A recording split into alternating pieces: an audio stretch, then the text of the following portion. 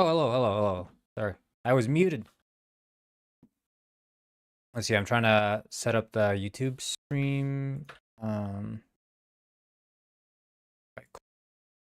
okay, let's see. Yeah.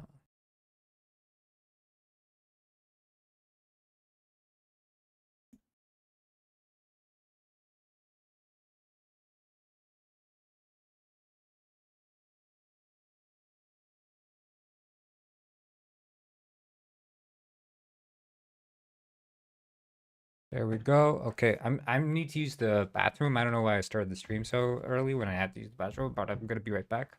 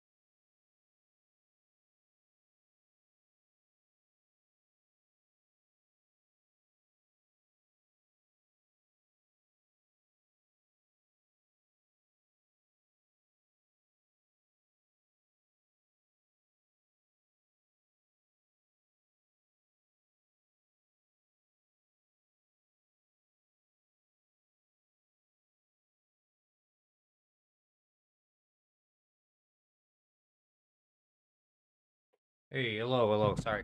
Okay. Oh wait. Oh. I am just fixing here, and then we can change the speed.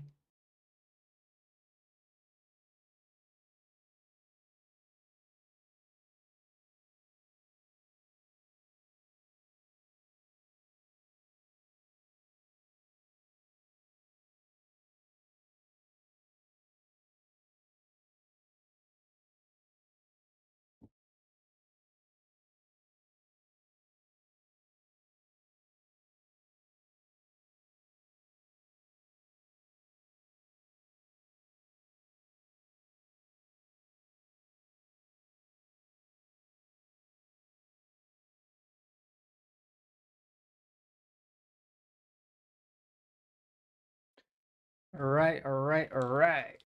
So.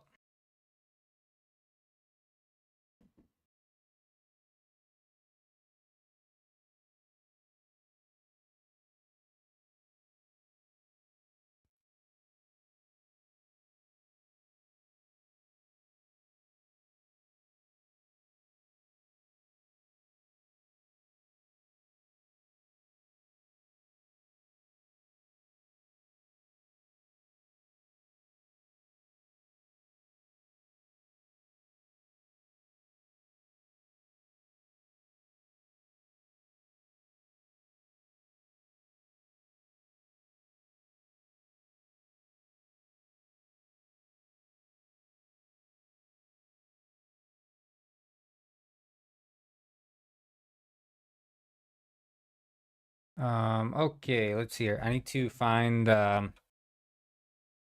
good music for the background.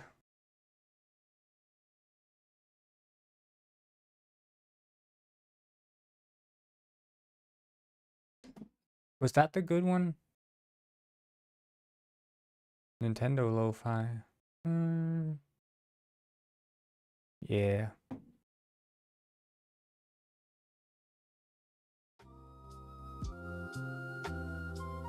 Okay. Sweet.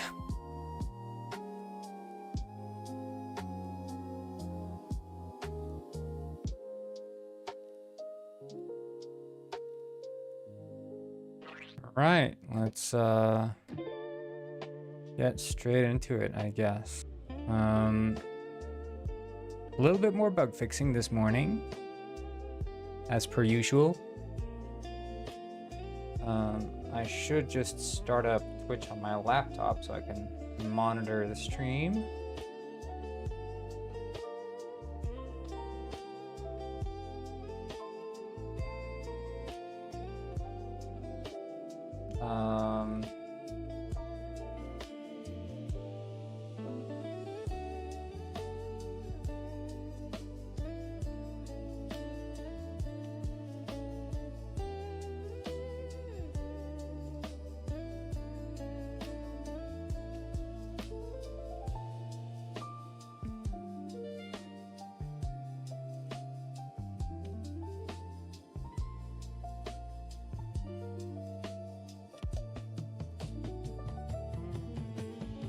Okay. Right. Well,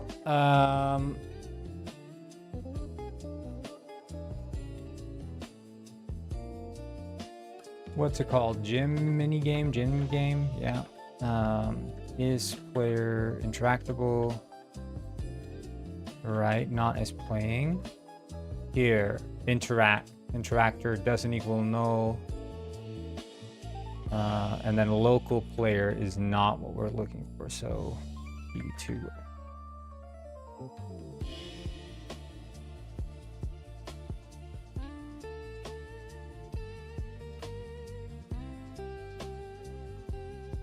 Okay.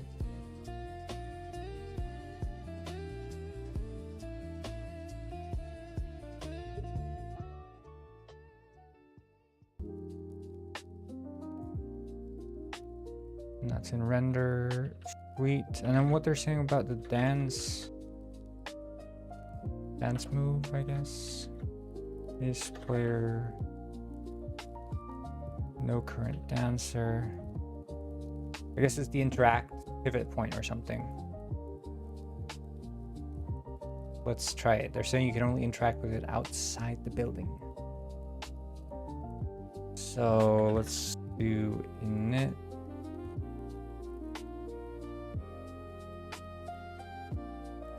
I have good news.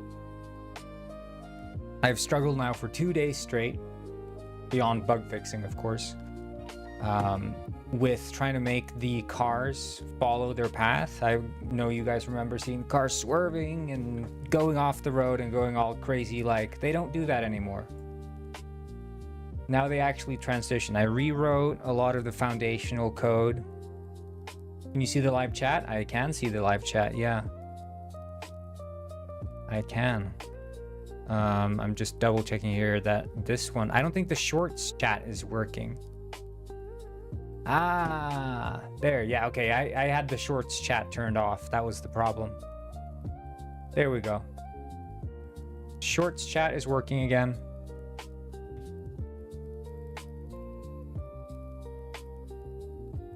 I'm using some software to read all the chats from all the different platforms, so that's why it's a bit iffy. But glad to have you here again, IBXR. Glad to have you here.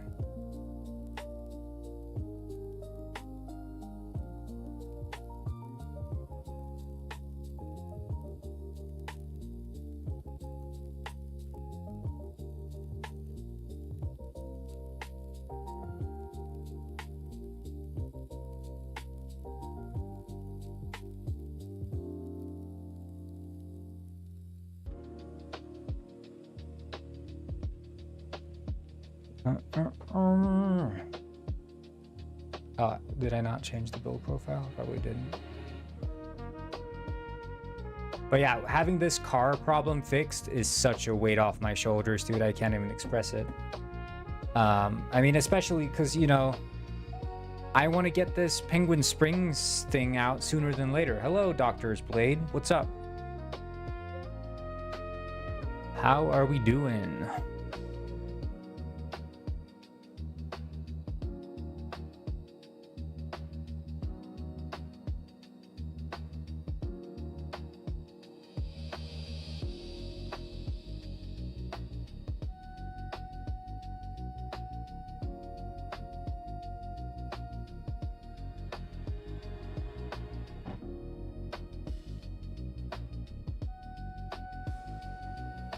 are you create a game? Yes, I'm working on Penguin Heist and also Penguin Springs.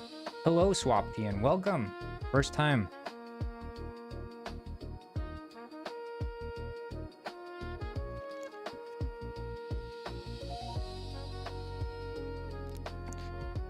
Let's see here. We're doing a bit of bug fixing today, or at least we're starting off that way. There aren't that many reported bugs, which is good. So we're just going to start off where we can, which is with the... where is it? I want to have the Timmy gun. No reason, of course. I don't... But yeah, we're going to start off with a little bit of bug fixing. A couple of reports came in with regards to the mini games not working. I think other than that, I didn't see any more bug reports.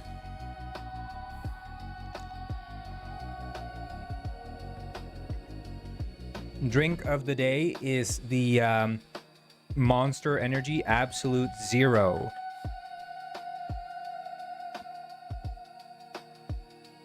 Yeah, so they're saying you can only interact with it outside the building. Right. Okay. That makes sense. And then this one they say doesn't work. Right, because the interaction point is off. Is it an open world game? Well, the Penguin GTA game I'm making is open world. This game is all mission and level based. But right now I'm actually playing in a level that's called Penguin Village. So what's interesting about Penguin Village is it's actually the main menu of the game. So this scene was built as a main menu, but then we decided that we wanted to have this main menu be like a walkable space. And so not only did we turn Penguin Village into a walkable space, but we actually turned Penguin Village into a game of its own. So there's a game called Detective Penguin that's out on Steam, and it's on 35% off, so it's only $5 if you want to buy it. And it's actually a full game inside Penguin Village, so this entire level is like playable as a world, which is really cool in my opinion. I'm really happy with this game. I think definitely if you're interested in a little story-based adventure, go play Detective Penguin, dude. As a penguin detective. Okay, so I guess they're both prefabs, in which case we should probably switch their interaction points to be get interaction data. So the interaction data is dancing game, and then we add pivot here. So we can do, wait, the start point. Maybe that's, yeah, the start point is probably I really like that main menu is a free world space. Yeah, it's for me it's like it's such an immersive thing to be able to walk around in a main menu. And I always liked in this, you know, in the early 2000s, there was like this, you know, there was this trend towards like hub worlds. So games like, I mean, it even started, I think, as early as something like Super Mario 64, honestly, walking around Peach's castle to like do level select. Like technically, Peach's castle is the main menu, right? It's the hub world where you go to other levels. Banjo-Kazooie, I guess in Donkey Kong 64 as well, and then you'd have all these other games coming out later, like Ty the Tasmanian Tiger and stuff like that. Those sort of old school 3D platformers where there was a hub world where you went into levels. But you know, I wanted to borrow from that.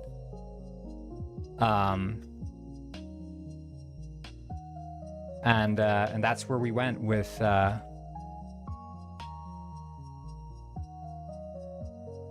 main menu. I think that's I don't know, there's something cozy about it, and I think, you know, we went like all in with regards to sort of world building.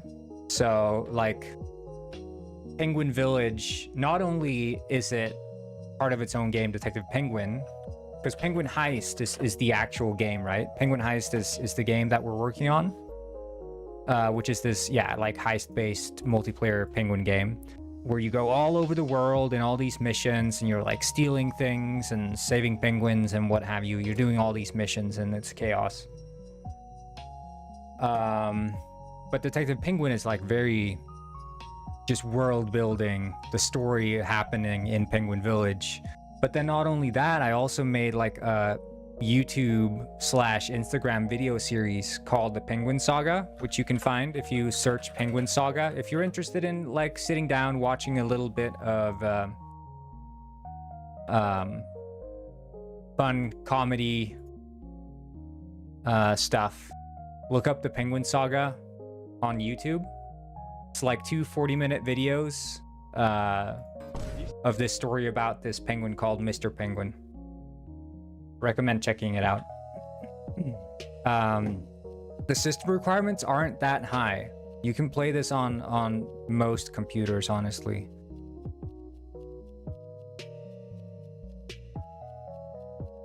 It does not have to be a very advanced system.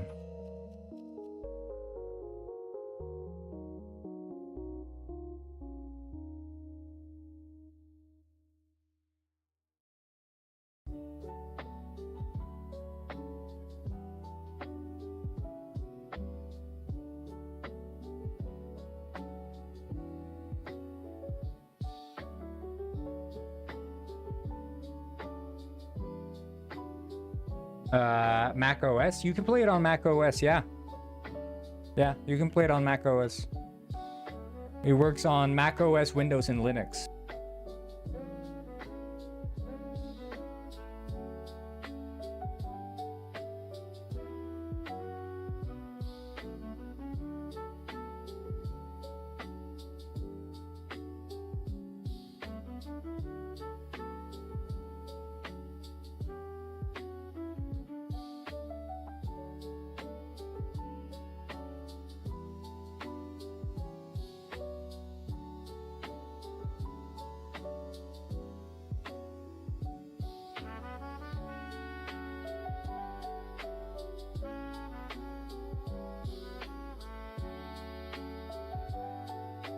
I actually made, when I'm not streaming, I generally prefer to work on Mac OS. Just ever since I got a home office, you know, I've been more bound to the desk. And I've had to like set up a more serious development environment, and that ended up being in Windows. I probably will at some point transition over to a Mac OS development environment, but for the time being, it's Windows. I really like working in Mac OS. Check general. Oh my god. Cornwin. Oh. What do we think, guys? What do we think? Very hairy. Far too hairy. There's hair peeking out of places where there shouldn't be. Appreciate the fan art though. This strong nipples. Oh god. macOS seems pretty well used by a lot of companies nowadays. I mean, it is, and for good reason. I would say that by far I have more problems in Windows with stuff just randomly breaking and not working as opposed to macOS.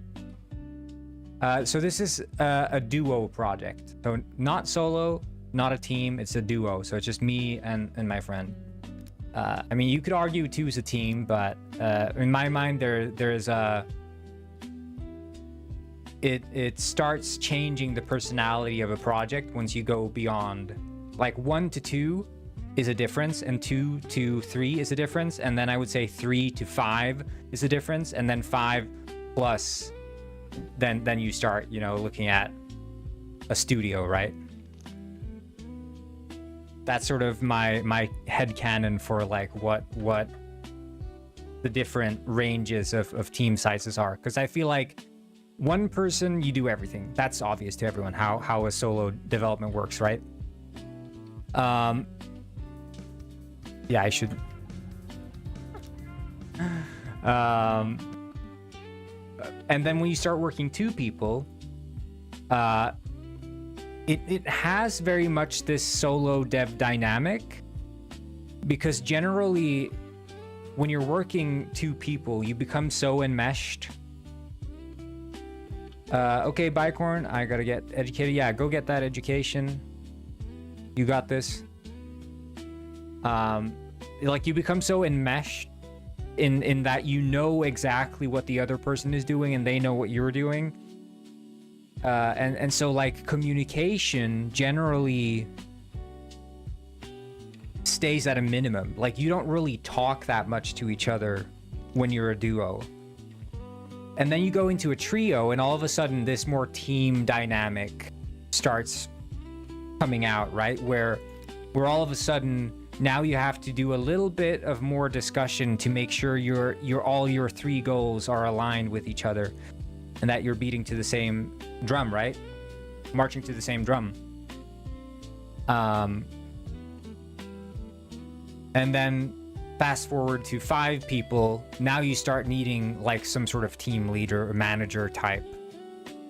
So that, you know, that dynamic really changes there. And then beyond that, now you really, really need a manager, right? You need someone to steer the entire ship. I worked for a company. We worked on medical billing software, switched from Windows to Mac, and from jQuery to React, changed the game. Yeah, I mean, you love my game. Hey, I appreciate it, V38. Really appreciate it. Thank you.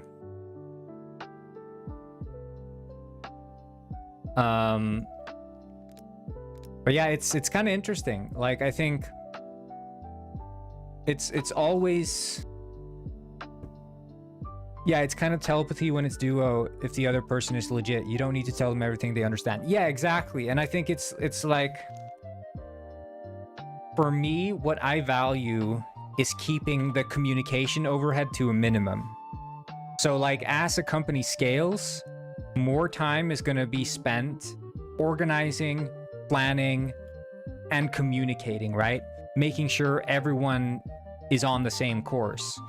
When you're 2 people, staying on the same course almost becomes like intuition, because you're so enmeshed with each other.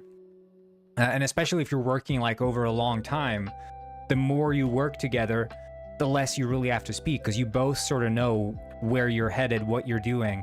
Sometimes you'll have like a sit down and like discuss, but really you should be doing that even if you're working solo. You should sit down and sort of think over, what are you actually doing? Where are you heading? So it's not really an overhead still. It's sort of like, I don't know. I think even as solo, you should be like just speaking to someone else about your project. You know, throw things at a wall. And working in a duo, I mean, that wall ends up being your coworker, so ends up being okay.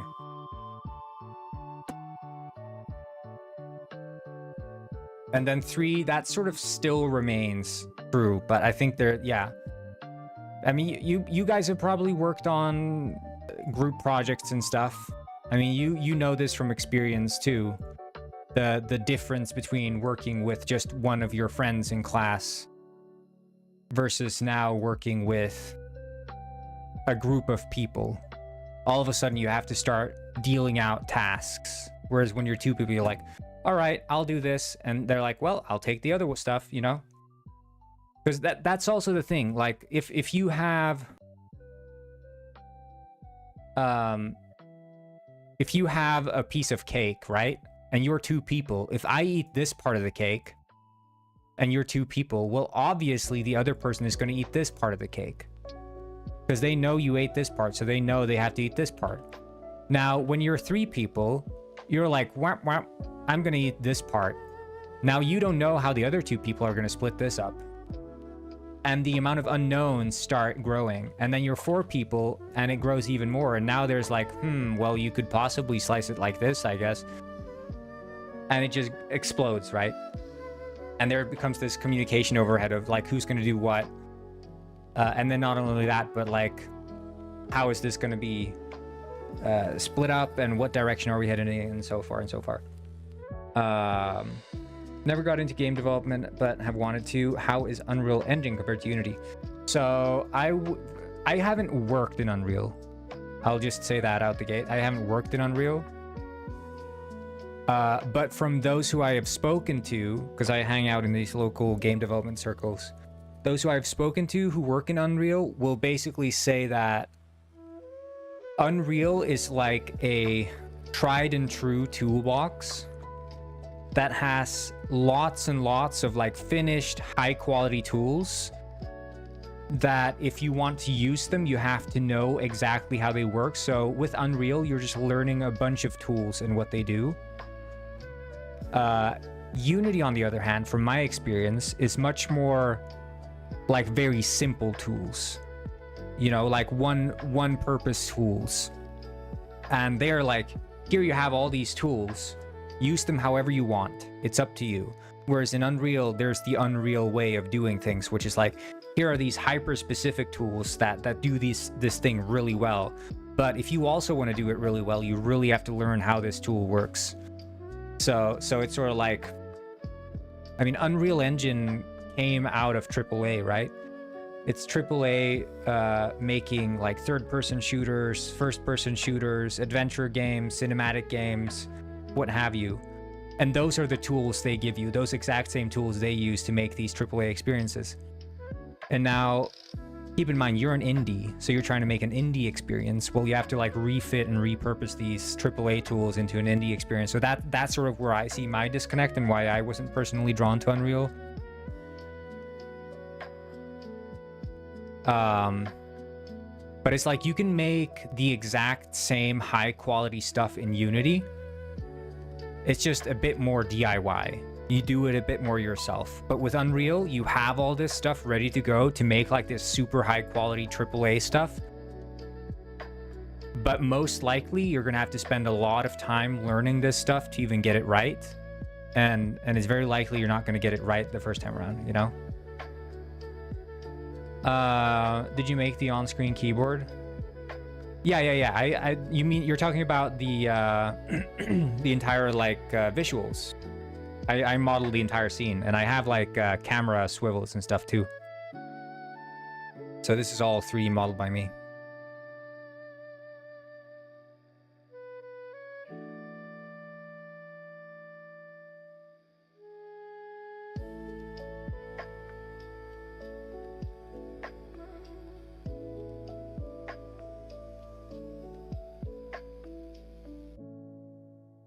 Okay, sweet. I think we're good on this part.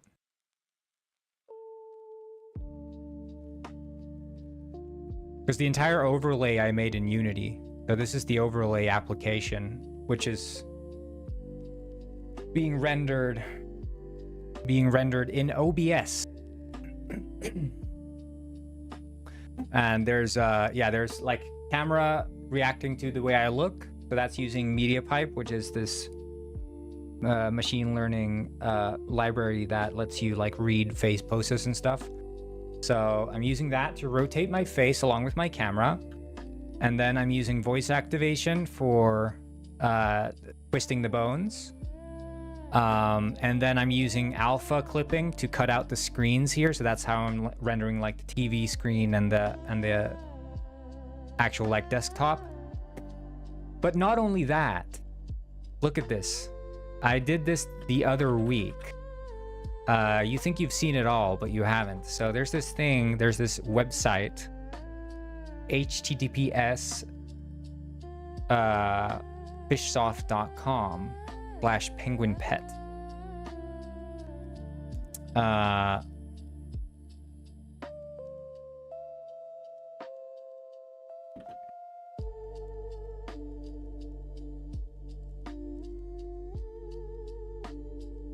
And if you notice here, look at the bottom of the desktop. what I'm doing in the browser now is being shown on the desktop. So the entire desktop is a multiplayer game as well. So if you want to play this and like kill zombies on my desktop, you can do that.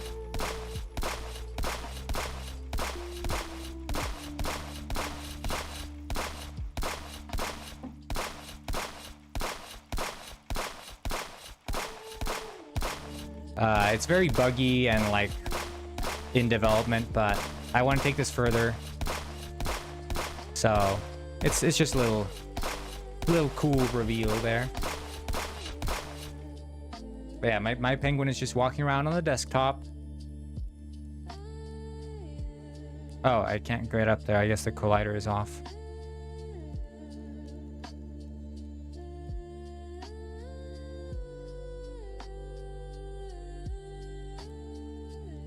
Yeah, it's pretty nice, pretty nice.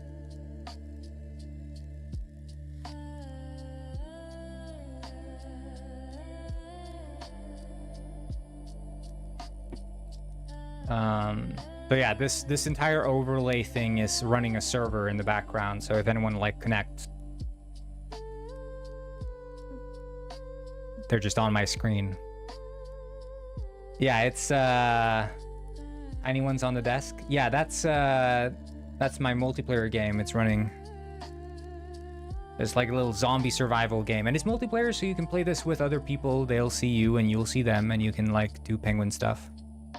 There's even yeah, a nightclub where you can gamble in. They need to make an RPG game with machine learning that has completely dynamic quests. That would be sick project. It would be like Oblivion on. Well, see, the problem I have with the concept of like AI or machine learning quests is that they're never that interesting. They're only as interesting as the developer makes them, right? So there's this game called Arma, which has like these procedurally generated missions. There's a mod for it. And those missions can be really fun. But I mean, of course, they're never like emotionally gripping. They're never like interesting, truly.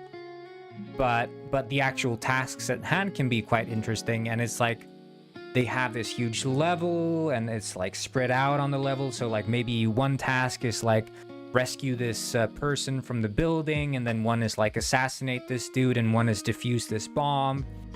But it's like if no one came in to make those tasks in the first place, they wouldn't be procedurally generated. And an AI or machine learning algorithm wouldn't be able to make tasks like that. Someone has to make the content before it can actually be procedurally modified. And so far, I mean, we haven't seen... I guess maybe you could argue... yeah, I mean, it's all procedural generation at the end of the day. Whether or not it's an AI controlling the algorithm or not is not going to make it any better. Procedural generation, I would say, is more of an art form than it is like something you can crack with AI. You still need the content. So you can look at stuff like Dwarf Fortress Adventure Mode. And what's that? Caves of Cud also. They're using like extreme levels of procedural generation for like their quest designs. Which, you know, works. But again, those systems are like so insanely intricate. And it's sort of... The only way they work is by having too much stuff. But that also cuts off the people who are like casuals, who aren't into too much stuff and want like a tightly composed story or tightly composed task to like do. And I think that's where you need that human touch to fully bring it home. Because I think, like, you know, yeah, it's just volume they deal in those kinds of procedural games where it's like full-on simulation. Everything, even down to the littlest bone in your body, is simulated. And they do the same for the quests.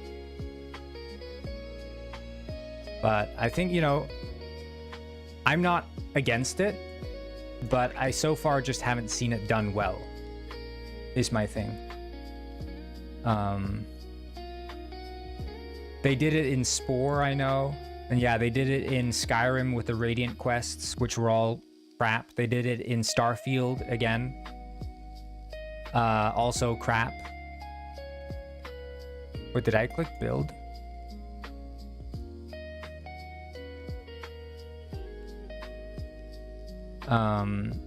So like those games, mainstream RPG games doing it, and it just doesn't turn out well. I don't know. I'm skeptical. I think you'll need some really robust procedural generation, but it's maybe AI could bridge the gap and add that human touch to it, you know? Because I think that's the big thing. Like,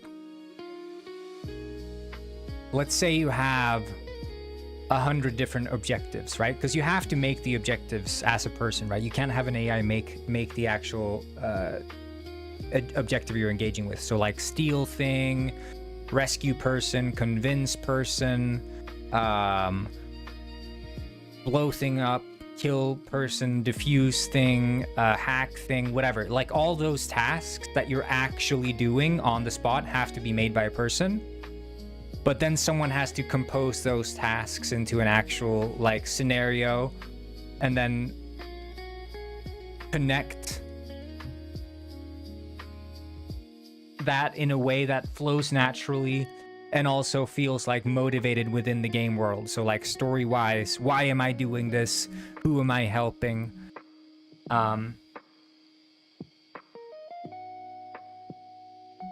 And give that some weight, because I think that's what people need. Otherwise it's just, you know, otherwise it ends up being like Skyrim, where they're like Dark Brotherhood Radiant quests, where it was like, we need you to kill this person, they're a high value target, we need you to kill them. And you're like, okay, well, sure. You go and kill them, and then you go back and you get another randomly generated quest. There's another high value person, we need you to kill them. Rinse, repeat. And there are only so many times you can do this same quest until you start feeling like, this is not leading anywhere. I'm just doing this to kill time. I'm not actually doing this because there's any point to it. Like the reason you want to play an Oblivion quest or a Skyrim quest that's made by a person is because you're expecting at the end of the road there's going to be some payoff story-wise, like, oh, there's going to be a twist, or there's going to be like some interesting reveal or something like that, or like some interesting insight into the world, like the lore or whatever, or some location reveal. Like you're expecting some high quality handmade content. And now if everything's procedural, what is the reveal? What is the content? What is the story beat? Like an AI is not going to fill out the world with more lore. And if it does fill it out with more lore, is lore written by AI canon? Because that's the thing, you know, these days people really care about lore and whether or not something is true to the universe. And I don't think people would care about a universe written by an AI, because the one thing that AI sucks at is maintaining consistency.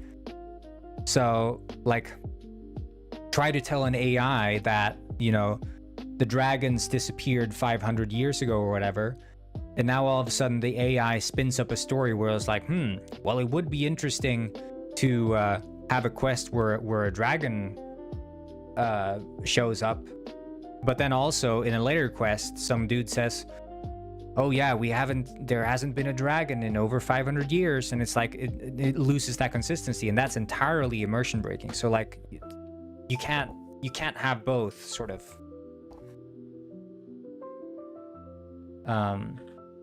But yeah, I mean, there are all kinds of pitfalls that I can see with it. All kinds of pitfalls I can see with AI doing like procedural quest generation. Not because I think that AI is inherently bad, but just because it's not going to deliver what people are expecting. Like people think what they want is endless content, but I think what they really want is endless quality content. And that's where the disconnect is. So they're like, well, why don't you just make endless AI missions? Like AI could do it, but it's like, yeah, it's not going to deliver it in the way that you want it to be delivered.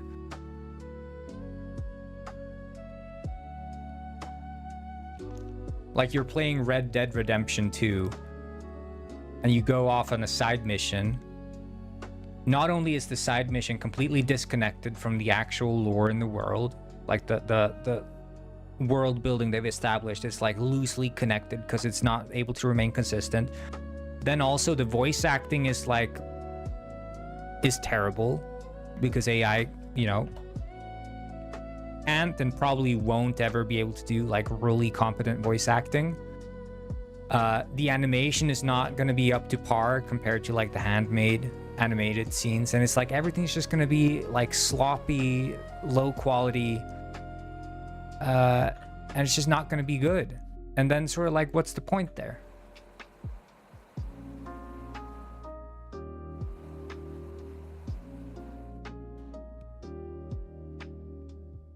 But yeah, these this is the GTA mode.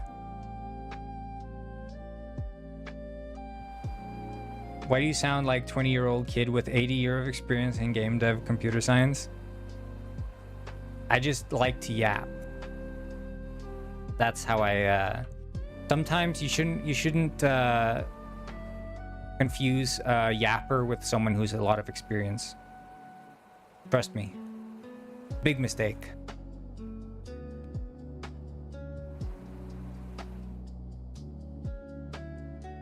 But yeah, these cars are slightly broken.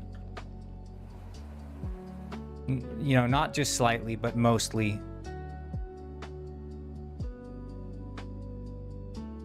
But yeah, I just added this recently, right? So cars transition from being like physically active to physically inactive. And then police cars will now actually engage in like chases, so they'll actually chase you, and when they get stopped they'll try to like reset and then like back up. We'll see if this guy backs up. I don't think he can. I think his wheels are caught. Yeah, his wheels are just caught. But I mean, if I approach them, they're gonna get out, start shooting me. We got him, and they're shooting me now, and I can just bam bam bam. But yeah, this is going to be like multiplayer Penguin GTA, basically. That's the concept for this game.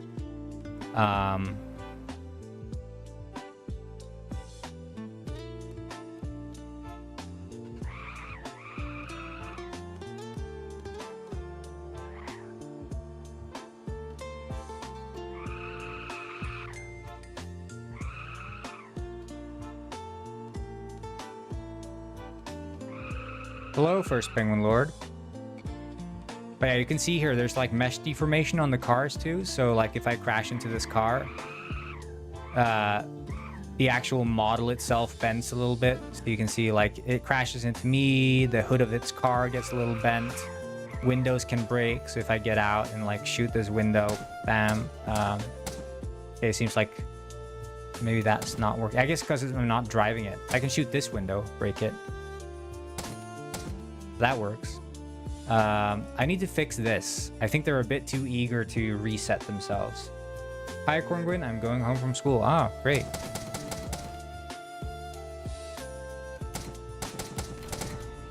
Yeah, you can blow up the cars too. Kill all the passengers inside. Slorb. Yes?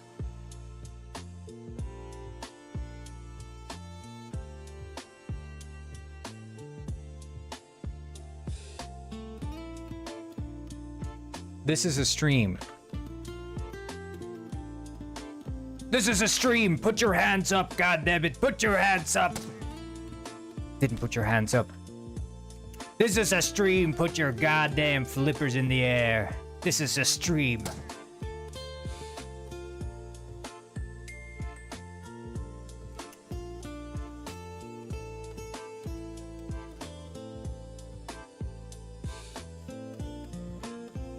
Which button is the front view? Alt.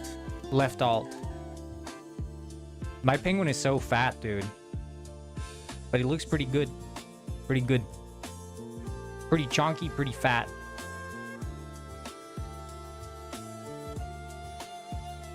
But yeah, I fixed the cars now. They're mostly working, which is I'm so relieved. I've been trying to fix the cars for 2 days now.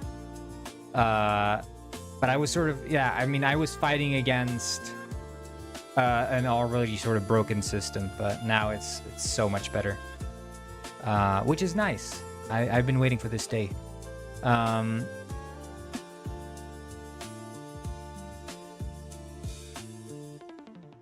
Is there a limit? There is a limit, yeah. I mean, I could try to hit it. We'll see. I eat some more pizzas.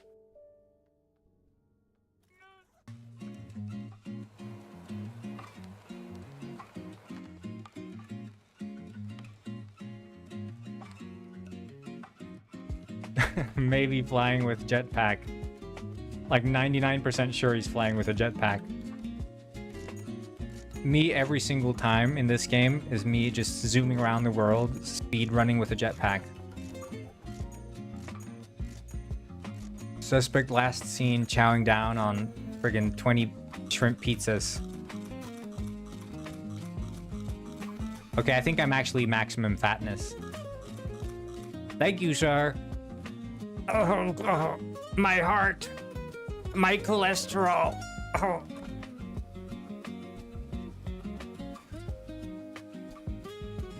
My cholesterol has not been so good as of late. I'm not sure why. Hey, copper. Hey, copper. This is a stream. I mean robbery. Put your hands up. Taxi driver. Okay. Anyway. Yo, bro, what do I have to do to get moderator on YouTube? If you send me $500, I guarantee you I'll make you moderator. $500. That's all it takes.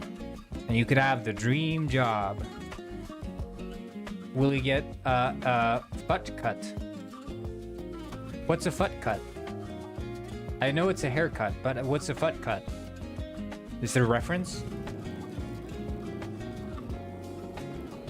Donate half your blood for mod. Them's the rules. Yeah. Fur cut. Okay, that makes more... But technically it's a feather cut.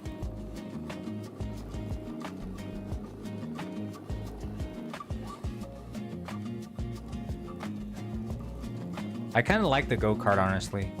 Kind of based. I mean, it is slipping quite a bit. Loses traction. Oh, nah, $500? I mean, it's $500 for half your blood sent to me in a blood bag. It's one or the other. It's I don't think that's a bad deal. What do we think, guys? Not a bad deal. Is the go-kart still old? Yeah, the go-kart is still running the old version. It doesn't deform or anything.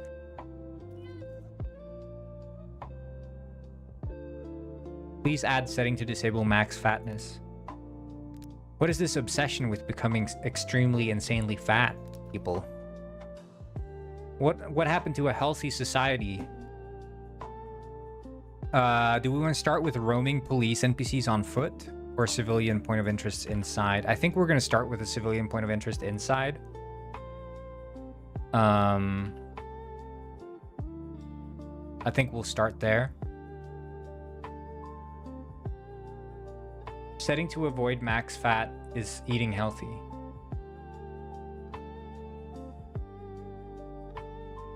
Yeah, but he wants to disable max fat. He wants to grow beyond fat. Wait, someone... What's this? First ingredient complete. It is the thing that makes you addicted to Pongus Cola.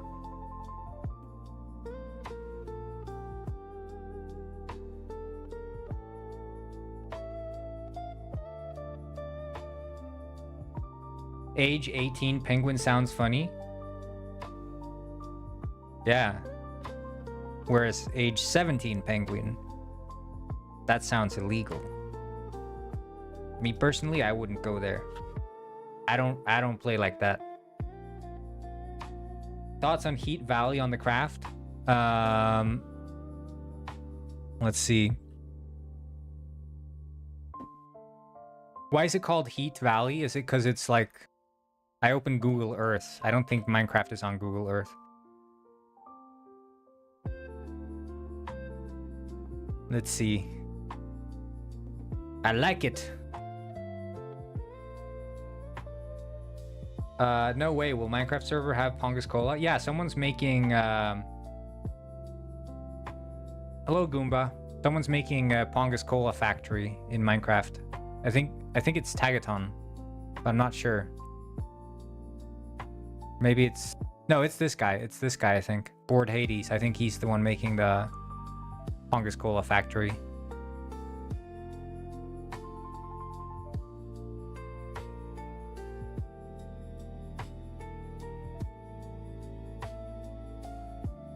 Three-quarters of my blood. No, all your blood.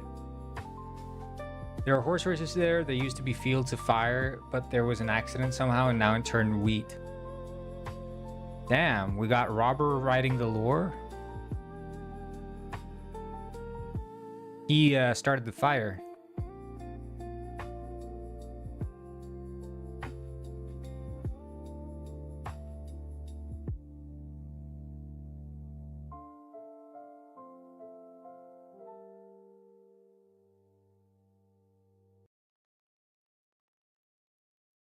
Wait, how do cola nuts look? Do they kind of look like cocoa beans? They do, right? Placed formerly in the cocoa family.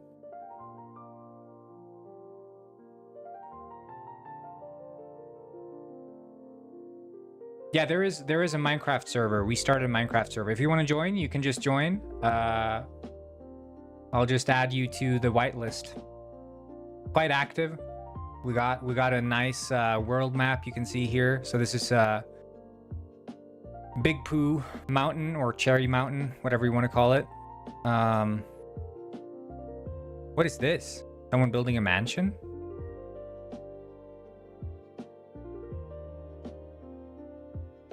But yeah, it's quite a nice server.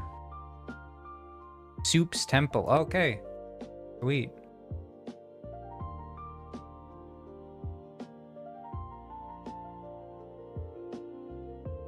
One second.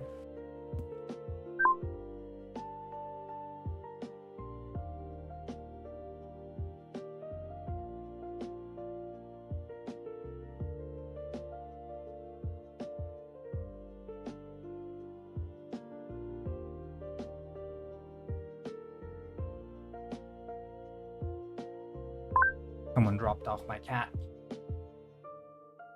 Read chat. Do you know the secret recipes to Pongus Cola? No. 99.9. Yeah, sure. I'll take that.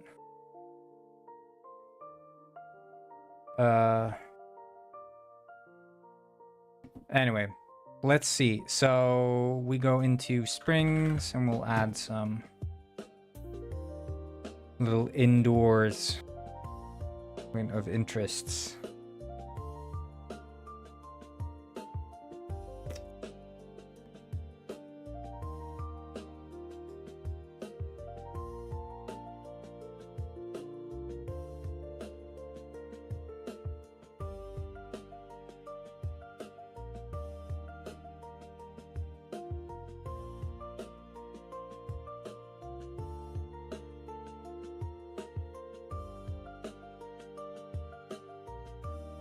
I can be mod? No. That's where I draw the line, buddy. That's where I draw the line.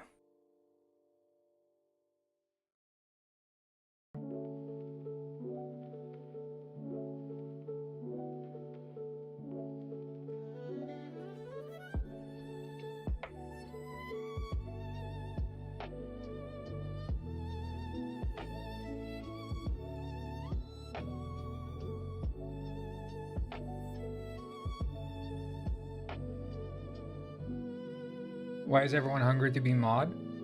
I'm making Penguin GTA.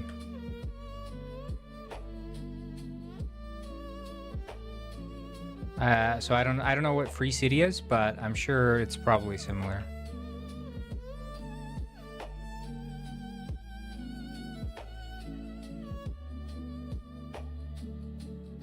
I think, you know, there are a lot of power-hungry people in here. That's just how it goes sometimes.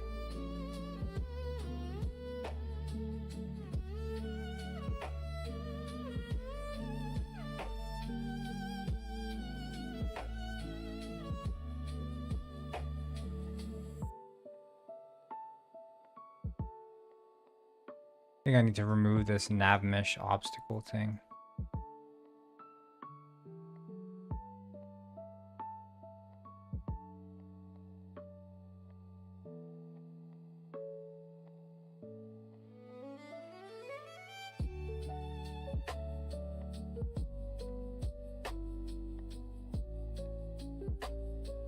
Maybe that makes more sense. Stores point of interest. Nice, I love Penguin. Hey, yeah, GTA Penguin for real. No joke. Unlike Penguin Robber, I don't lie. Yo, look at what I said. To be honest, I'm going to everyone's stream and I'm asking if they can make me mod, and if they do, I donate $100. You missed out.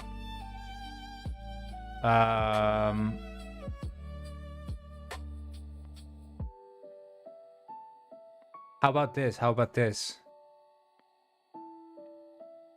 Give me the goddamn $100 right now! This is a robbery!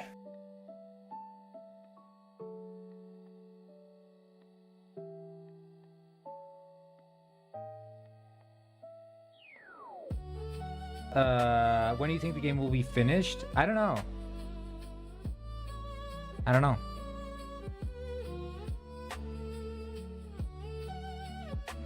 When did corns met penguins? So when a corn really, really loves someone and they see a penguin, they'll take their little corn and then out comes a baby corngwin. Aww.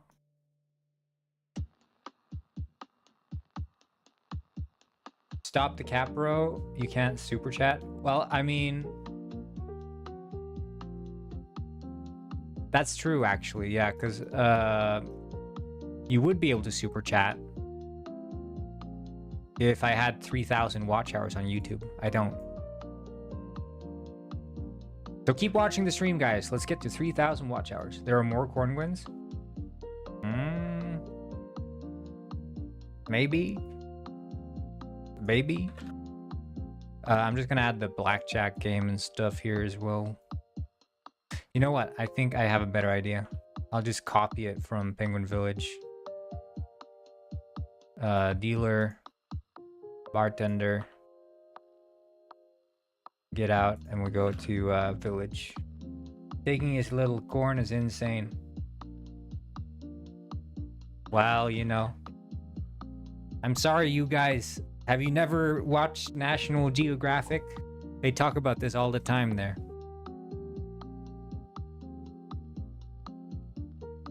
That's just how corngwins are made.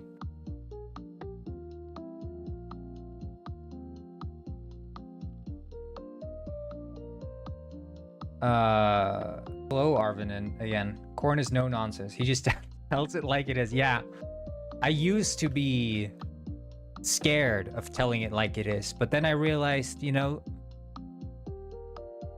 screw the woke mob. I'm gonna tell it like it is, and because I say what I think and I think what I say. Am I right?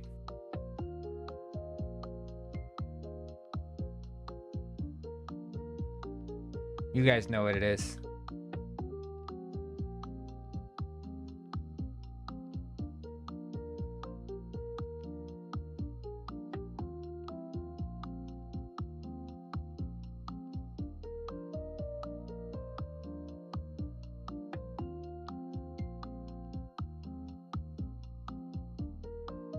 Will you add a penguin car to the game? There is a penguin car in the game.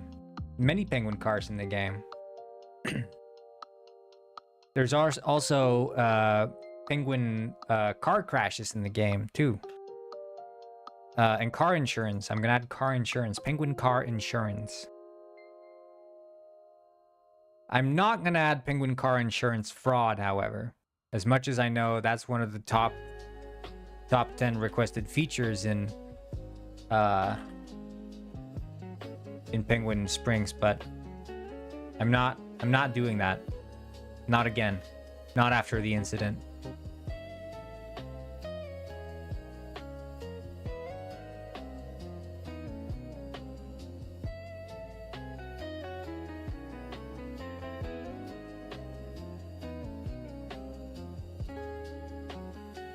Is it written in C#? It's actually written in C blurry. Because I have terrible eyesight.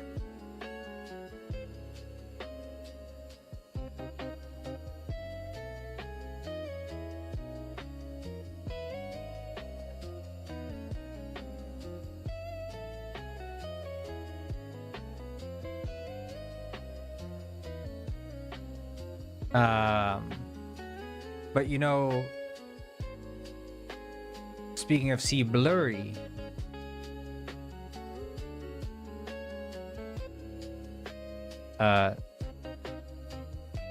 see well. I'm joshing. It's just a prank, guys. Chill out. I just tell it like it is.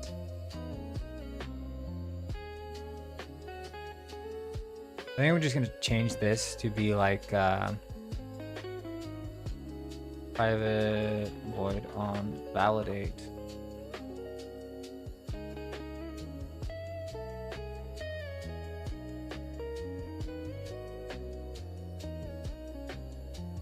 How are you today? I'm doing great, Bogdan. The blurry, I see. Yes.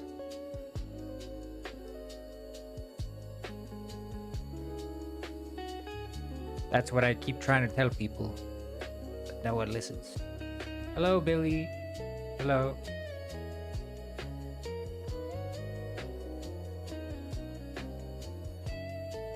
What game you making? I'm making Penguin GTA. I need to have that be in the YouTube title. It's only in the Twitch title.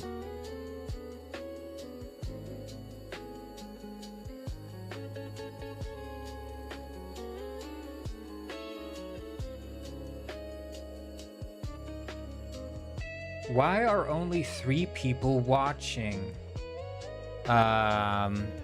It's because I forgot to tell your mom I was streaming.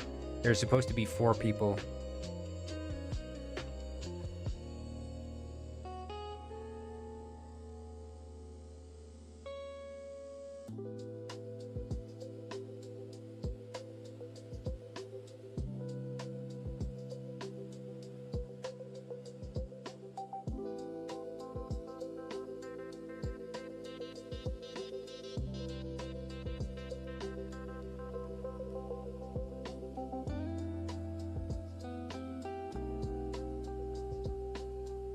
Most viewers are elderly. They only get on the stream later. Yeah. Just like Bogdan's mom. You can try making an interaction system. There already is an interaction system. My country is on strike. I stay at home. That's clever. I like the way you think.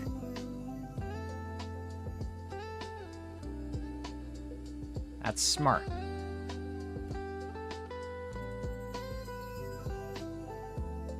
I'm learning C# fundamentals. Do you know some resources where I can brush up my... well, so if you're learning fundamentals in C#, I wouldn't know. I just know, and I've recommended this guy over and over. Personally, I've only watched his videos where he talks about like new Unity features, because I like to stay up to date on that. But this guy, Code Monkey, if you're doing Unity, which I assume is why you're learning C# for Unity game development, this guy has like a 12-hour video course on like C#. I would assume he's doing some fundamentals. Because keep in mind that if you're thinking about like C# fundamentals for .NET, shit, well then I wouldn't know. Honestly. Because I was going to say that if you're trying to do it for C#, the fundamentals would be very different because .NET and C# are not very overlapping.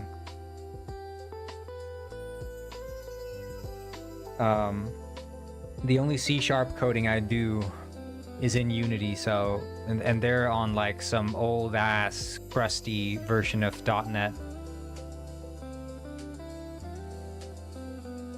Hello, Rackfawn.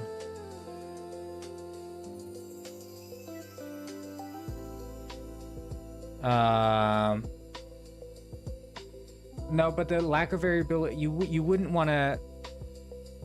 The reason Bully brings this up is because earlier we were talking about using whether or not it's a good idea to use LLMs or machine learning models to compose like procedurally generated narratives, and I was saying that my point being that a narrative within a world composed by an LLM is not going to be interesting because it can only work with the information it's been given. It can never create anything novel within the world itself without breaking the lore. He is really good at dancing. Uncle Batman has learned to dance. I really appreciate the follow, dude. Thanks for learning how to dance.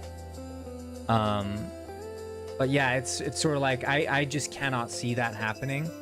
As much as it would be awesome if it could, it sort of goes against what people desire. They want like real stories that have implications within the world.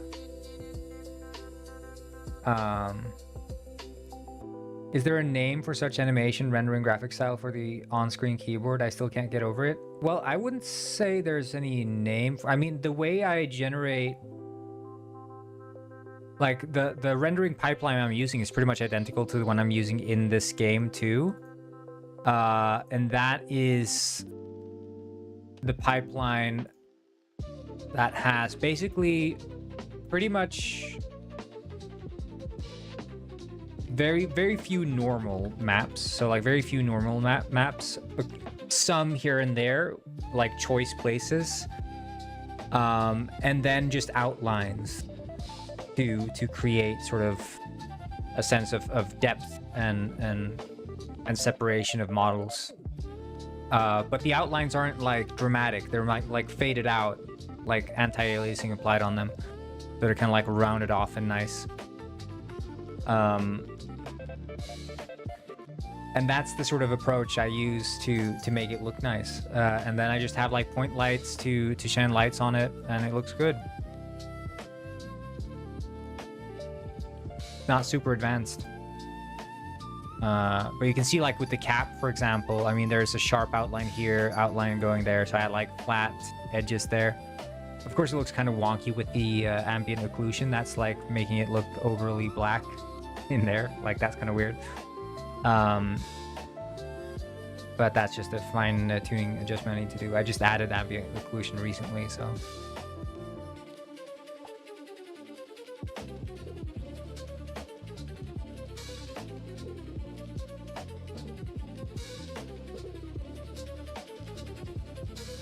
This art style shines when it's more dense with props. Yeah, exactly. I think that's the thing. It needs the visual geometry. I quite like in the library. I think it's looking pretty good. It's a bit more visually dense. I might want to incorporate more visuals or something one day. But yeah, I mean, right now this city is sort of like underdeveloped in terms of like where I want it to be, but I don't know.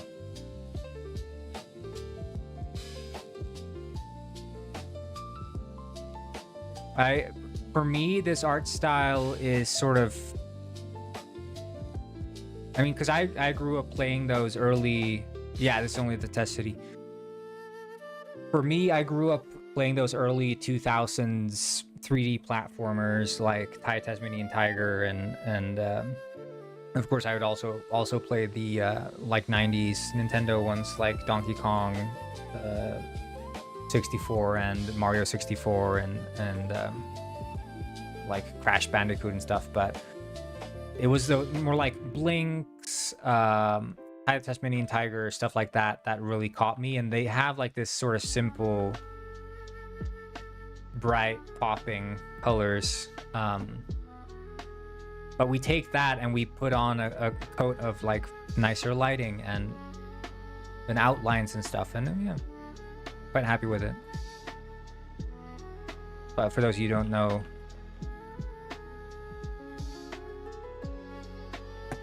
like Tasmanian Tiger,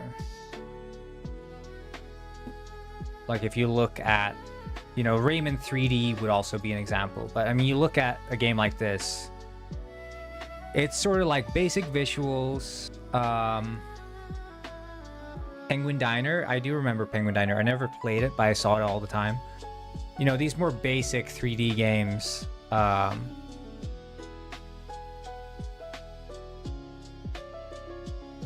That you'd play on like the original Xbox or whatever.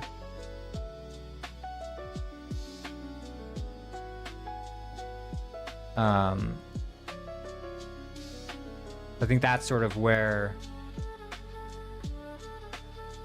our heart lies.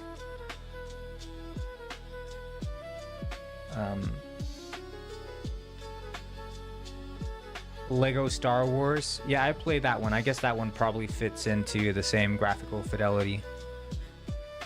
I didn't play it much. I played it a little bit.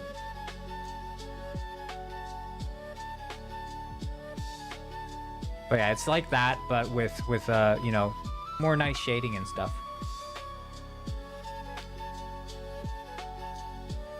Okay, let's see if these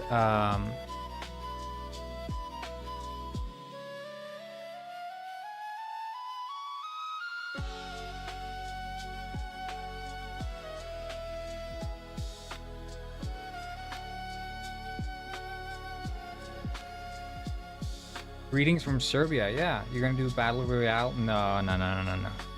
Hell no. Let's see if the villagers want to go inside the stores now.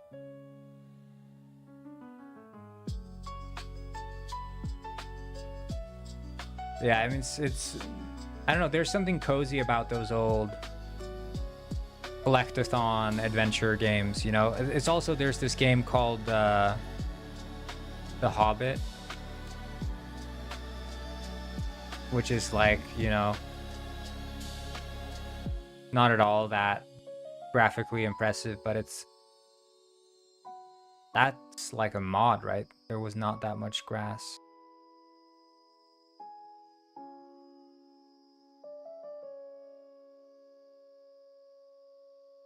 I have not experimented with Steam Audio. I tried it actually at the start, and I don't know, like, how does it work for open world games? Because I mean, when I was trying it out, it was literally at the start of the development, but then I just gave up on it because I couldn't be bothered trying to make it like actually work. But how does it work for like baking? Because that's what you have to do, right? You have to bake the audio settings, right, to see like where audio bounces and is obscured and stuff. Or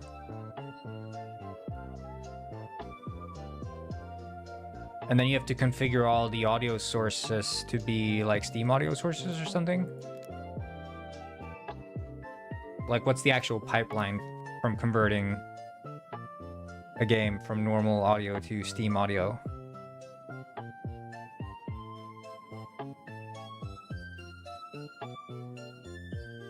Because I just tried it at the start, it just wasn't working, and I dropped it. He is really good at dancing. Hey, appreciate it. Learn to dance. Thank you very much, Swaptian.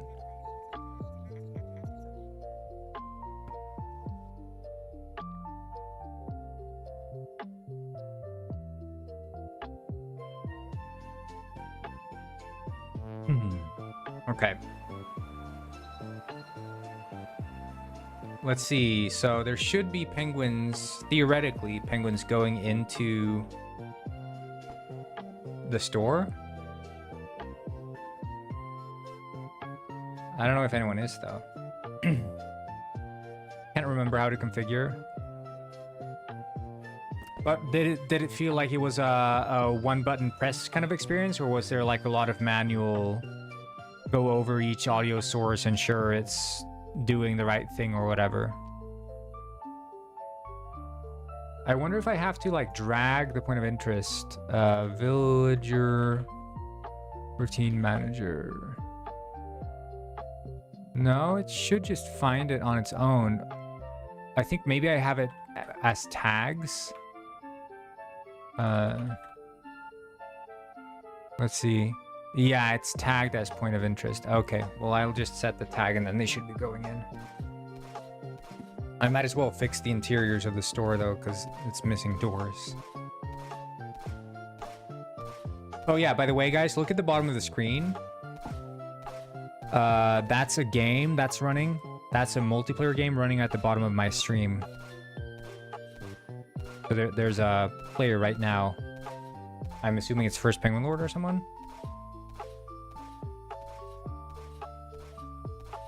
Yeah, you can't get up on the stream deck anymore. It's kind of bugged with the collider.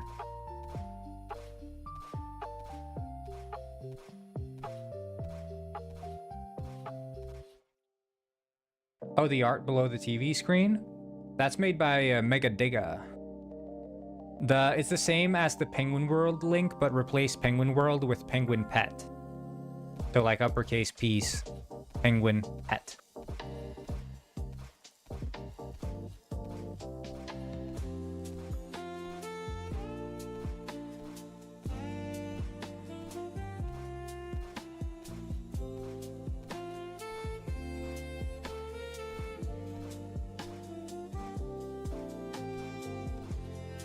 But yeah, you can zoom in the camera, look.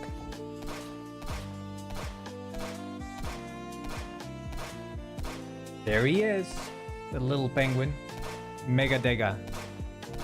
He's in the server. This guy, Murga Durga.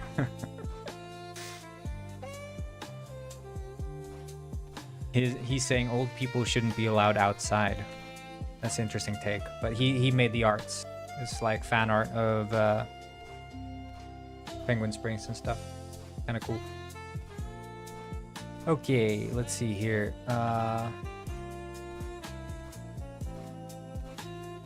It doesn't let you begin journey. Try making a new account and a new character. Sometimes it's bugged.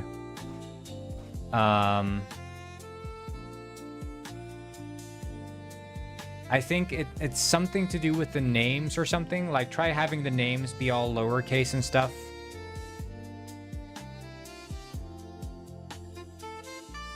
That might be it. I think so.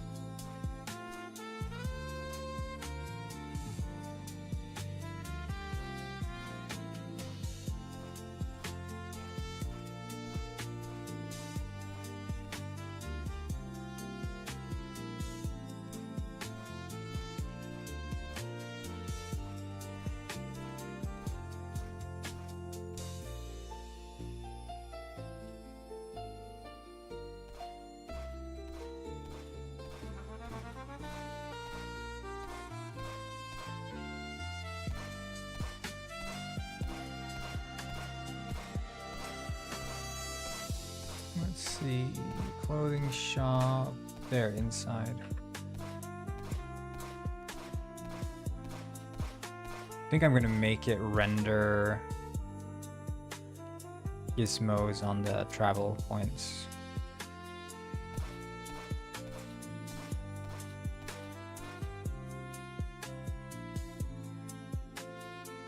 Discord rules say interaction failed. All right, yeah, that's the thing. I don't know. We need to fix that. I'm just gonna promote you manually. I think it's in the server settings, members.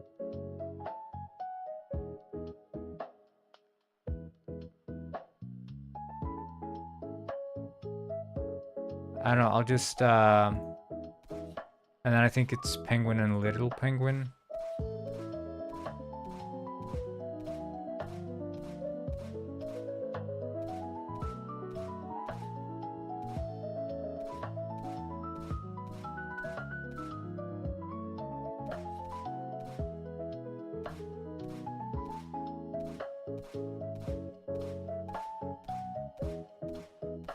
There is a Discord server, yeah. If you type !Discord in the Twitch stream, you can get a link to the Discord.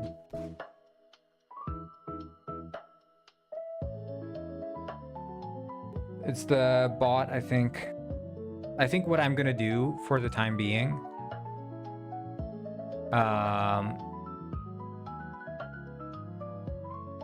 let's see your roles, and then I can set that to just be default.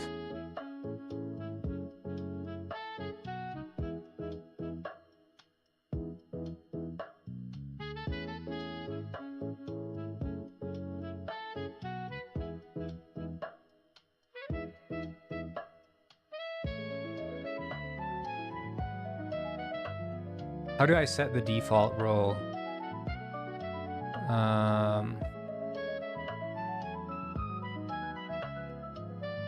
What games you're developing? I'm making Penguin GTA.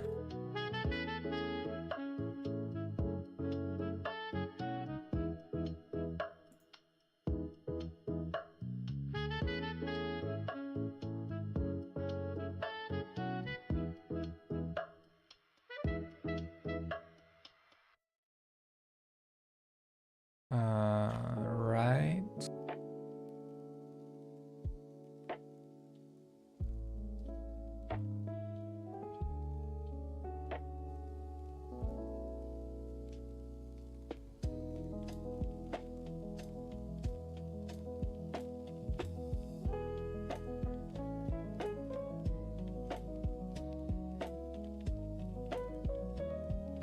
Like bot commands or something?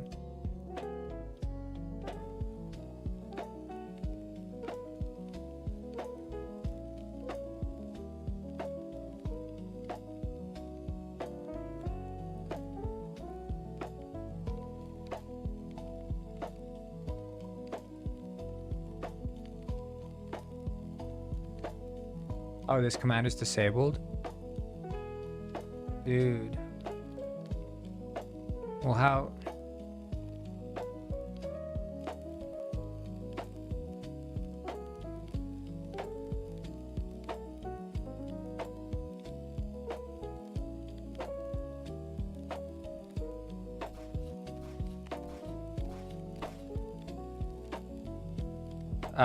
Right now, you can only shoot them, and you can buy hats. So if you shoot enough Pongies, you should be able to buy a hat.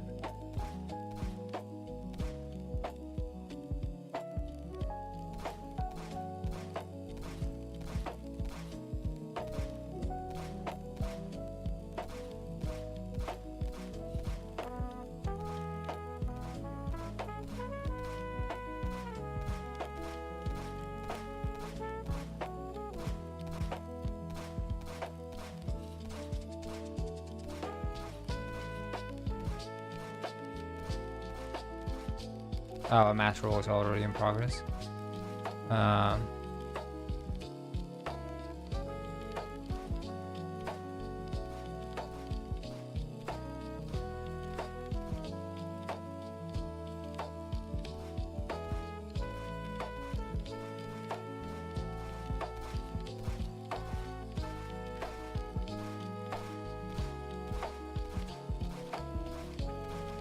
Yeah, there are a lot of there's also the Wallace and Gromit penguin, very iconic.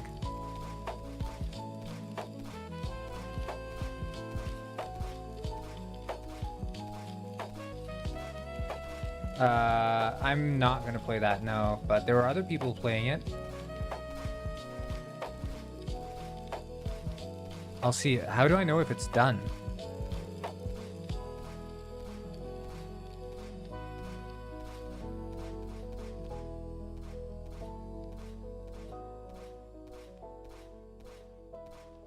I don't know. I'll just wait.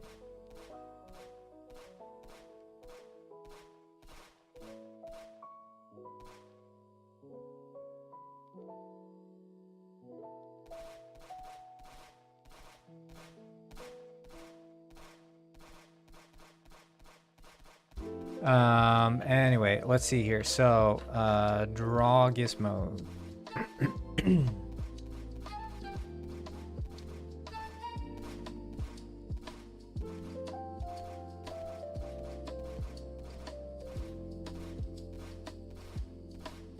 Wait, but yeah, okay.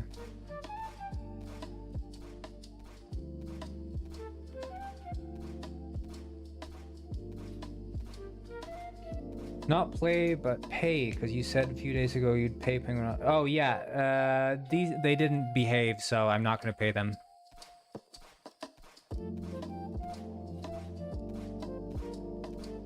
They didn't behave.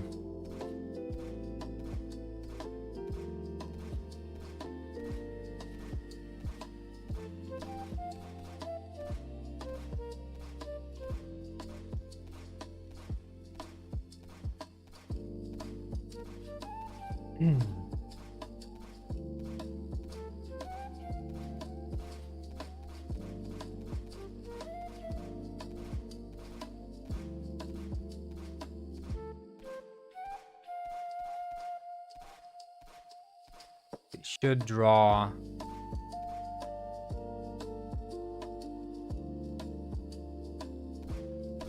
Guess it isn't. I guess I have to recompile, otherwise it doesn't draw. It doesn't.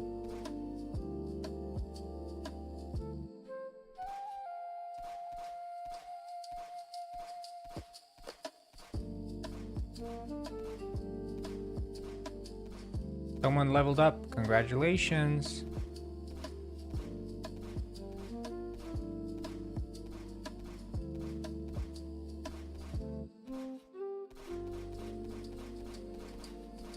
Hey, I appreciate it. I'll see you later, Swaptian. Have a good one.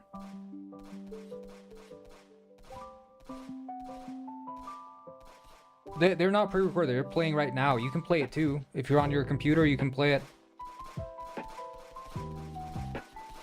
There's 2 people playing right now. They're there shooting the pongies. No, 3 people playing. What the fuck? Okay, cool. Where? If you go to the website.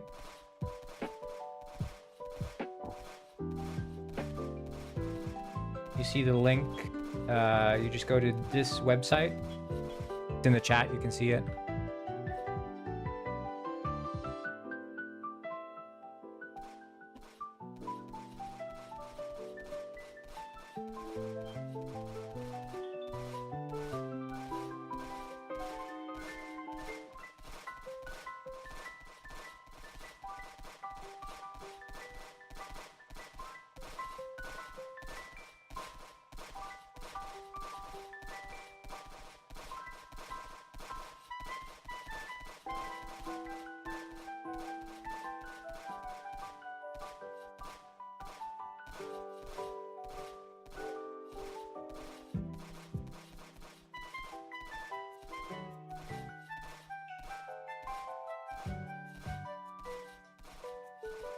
I don't know why it's not. Oh.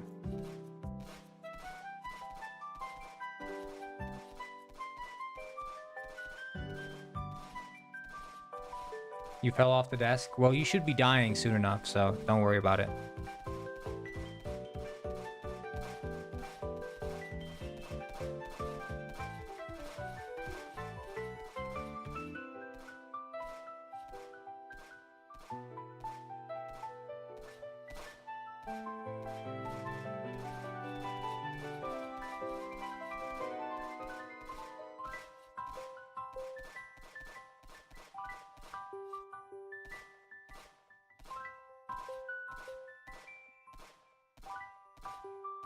Okay.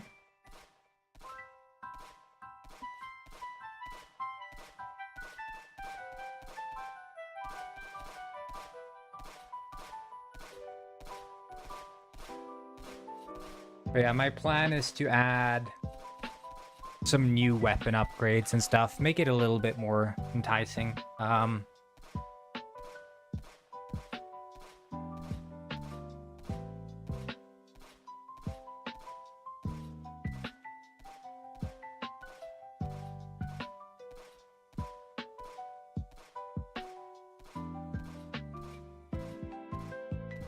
Maybe some special Pongi variants. And then also I want to add, how does the website work? You just wait for it to download. So you just open the website. It's going to download the game just in your browser. So it's going to be like white for a while. And then eventually it's going to start up the game. And then you just make an account and make a character.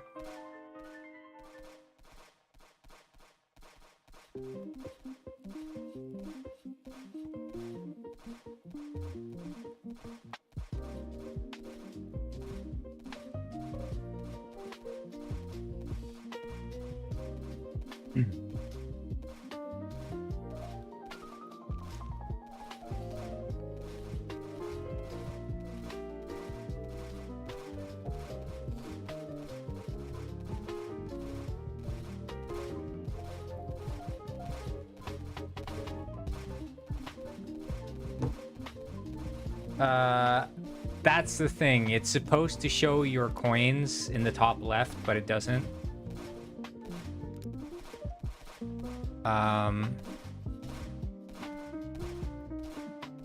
Oh yeah, you went to Fishsoft. You mean fishsoft.com? It took you to this site? Because this is my website.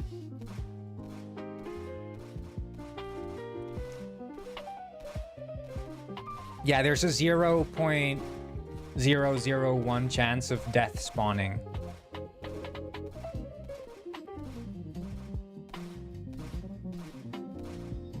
He will insta-kill you if he actually gets to you, but the chance of him getting to you is very slim. He's mostly just there to be scary.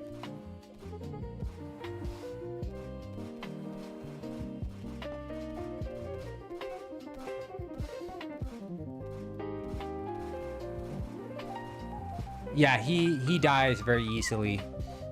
I didn't set his health to be anything high, and I accidentally made him be like way too big.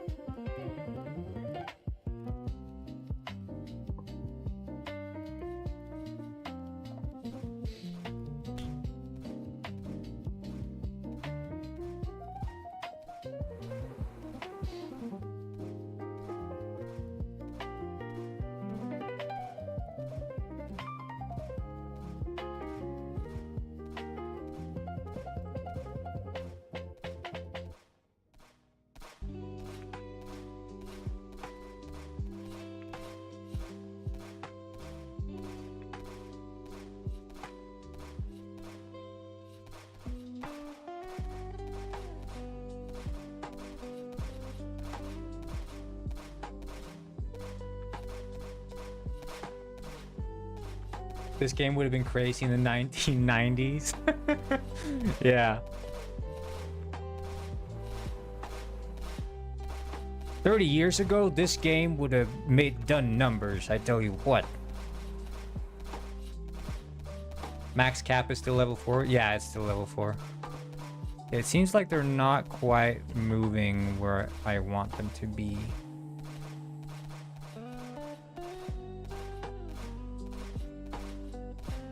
YouTube recommended me the stream. Hey, nice.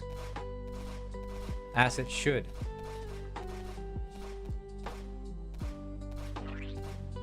Can you add leaderboard? Yeah, I want to do that. I want to have like a little leaderboard that shows like the most kills during the stream or something. So like every stream has a little leaderboard for most Pongis killed. But again, I feel like I'm going to be a bit more okay with working on it now because I fixed these damn cars. This has been a headache for me, but now I'm wondering why they're not entering. Let's see, this dude, I think he might be trying to. No, he's not going into the clothes store. I wonder if I find a police.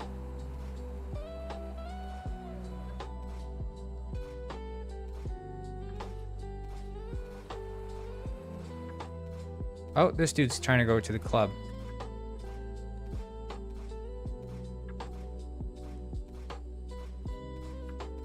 No, maybe the police is. He is probably doing it. Yeah, they just walk to it and then they go. They just poof. Yeah, I mean, you see, you have like paths here.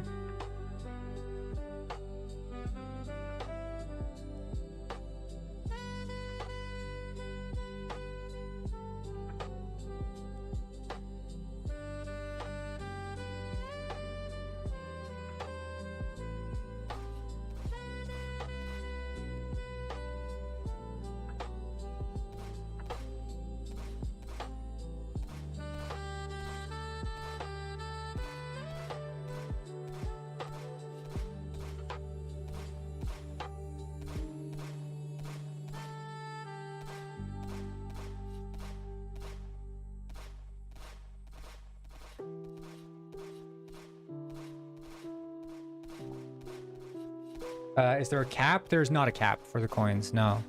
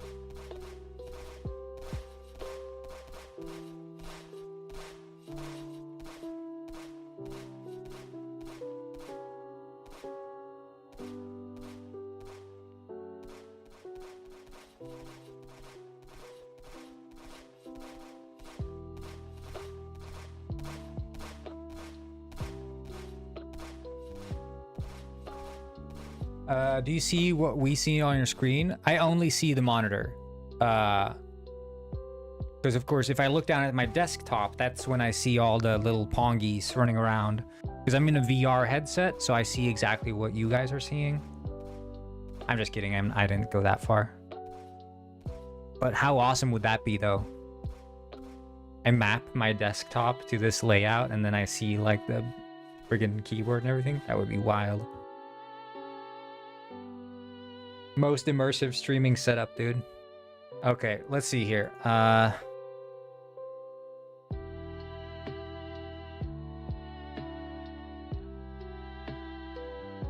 Yeah, just an AR headset, and I see everything. The little penguins walking around. That'd go crazy.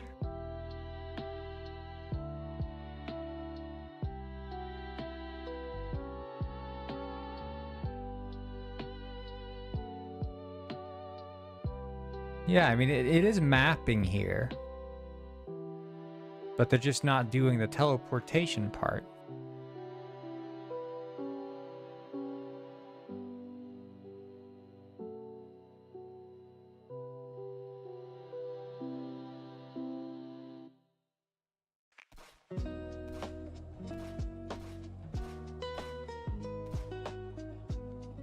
This dude wants to go there.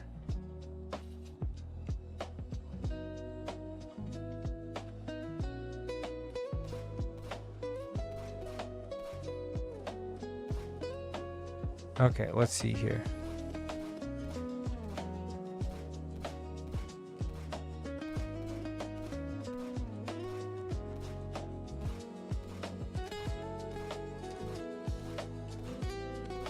Yeah, something just terminates. Is he going out there? He's not being teleported.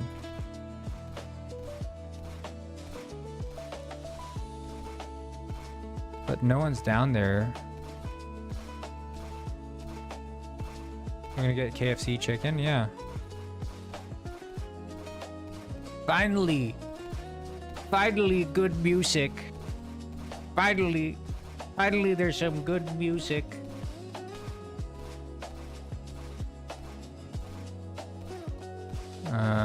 Let's see.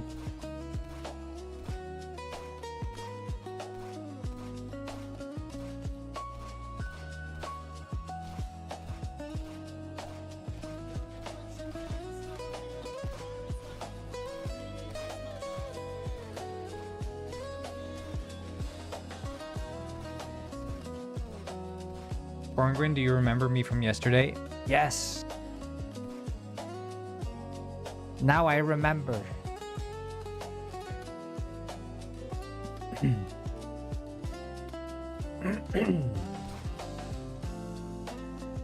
Mirror never lies. Yeah, I had to turn down the damn volume because the gunshots were too loud.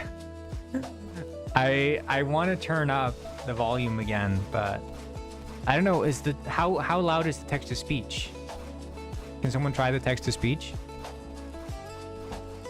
Because it might be that text to speech is quiet too. Although that used to be insanely loud before. Hey, I appreciate it, Arvinin. Gutford said, "Hello, I have an important message." It's kind of quiet, isn't it?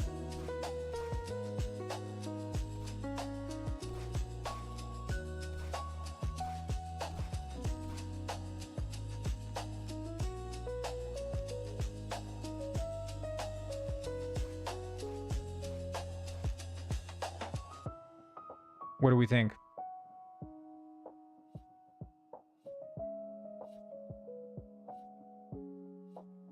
Yeah, I'll turn up the mirror and the DTS.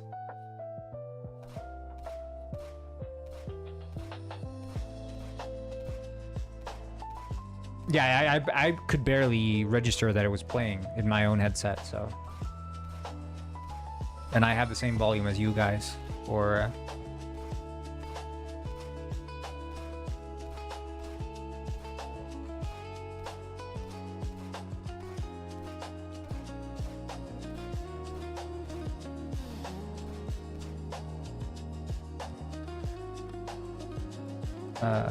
oh, that's an IEnumerator, so it's not gonna... Here. Keyboard.log. Teleporting.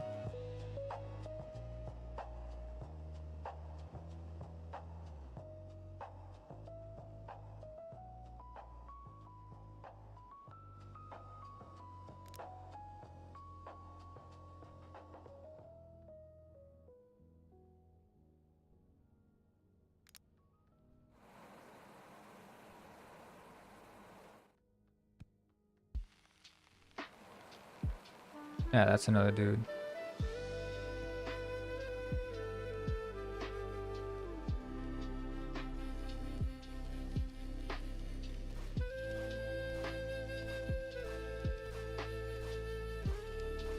Yeah, it doesn't even do the force move.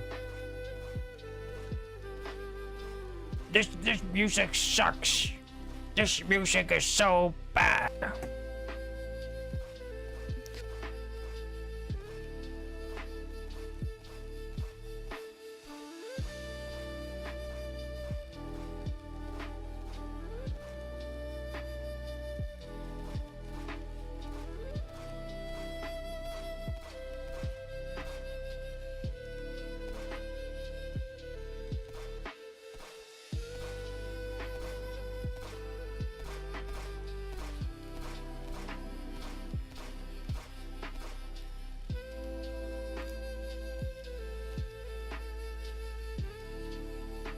Yeah, it just gets the off-mesh link and doesn't register it.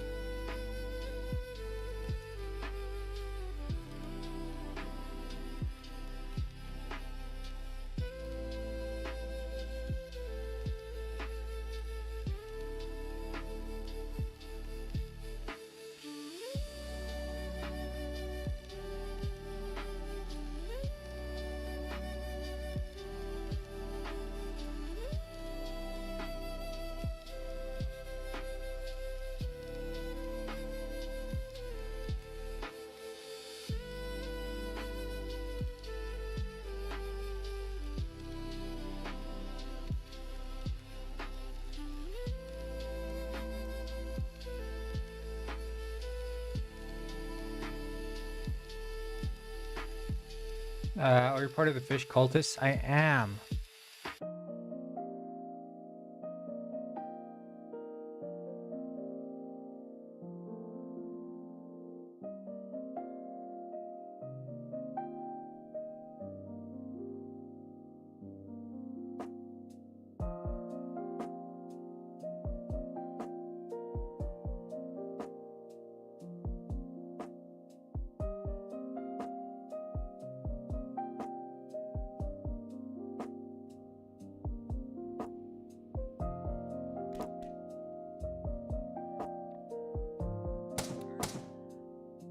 Okay, come on.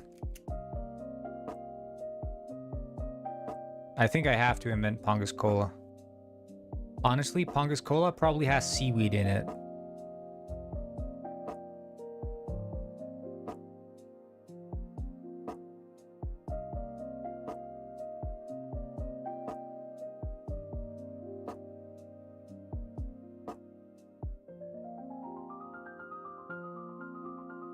Mm-hmm.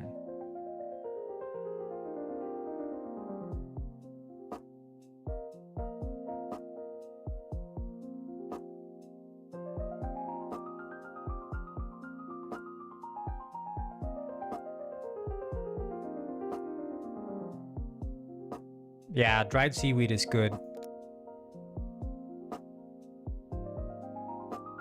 Hey, it works.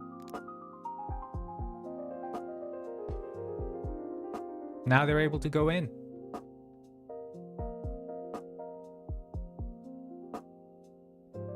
Nice.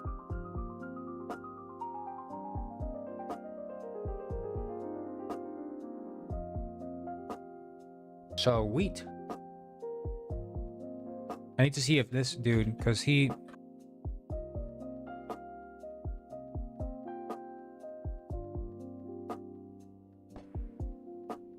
Yeah. Corn likes lo-fi piano music. Well, the problem is... if you guys have a freaking kick-ass royalty-free playlist you want me to play, I'll play it. There's only so much time in the day I can spend looking for kick-ass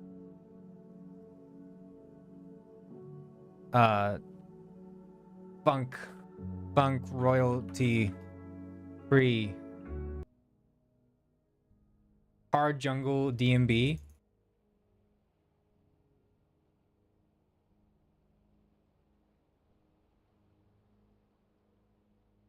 This has the Xbox main menu logo, so I like this one.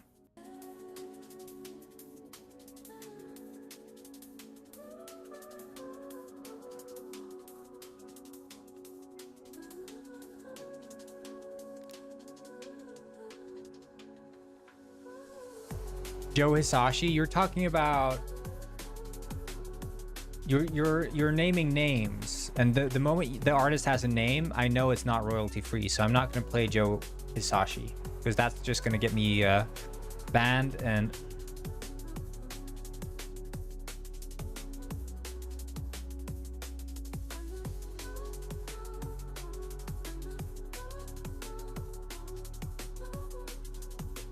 what the?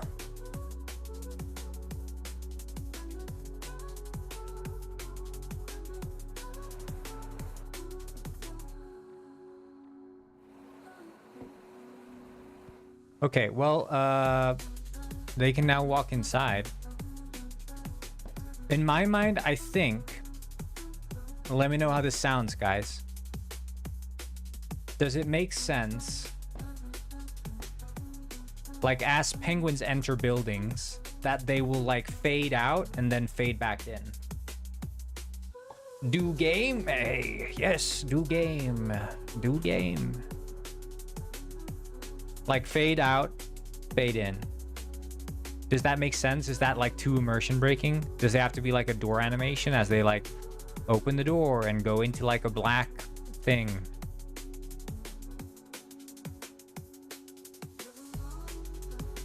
I don't know.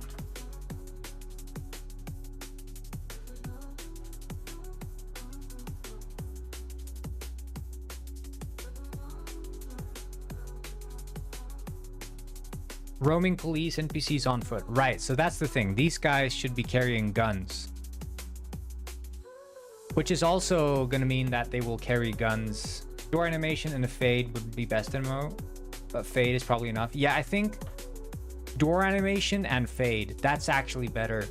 I didn't think of that. When I said door animation, I was thinking of them like actively like putting out a flipper and opening the door, but I could just have the door itself play an animation where it like opens and then fade out the penguin. No, I'm not talking about the player. I'm talking about the NPCs. So not the player, but like as an NPC goes into a building. Because right now you have NPCs going in, he goes in, poof, he's gone. So he should be there, the door opens. This door is huge, by the way. I think that's the play. So door open animation, NPC fades in or out. That's going to be the play of the week. So did you get Labubu yet? I have 20 Labubus sitting right behind me. Yep.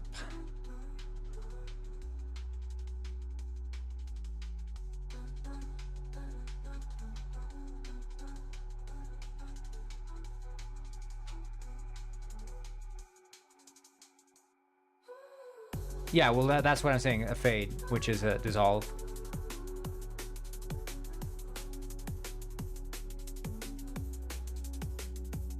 I mean, in my mind, at least, a fade, a dissolve, you know, same thing. The only difference is, I guess, is a fade is generally to a single color, whereas a dissolve is fade to whatever color is underneath. It's surprising they actually fit in the room, because you see the room is bigger than it seems. It's bigger on the inside, yeah. The rare ones? Yeah, I have all the rare ones. I have the 24-karat gold Labubu.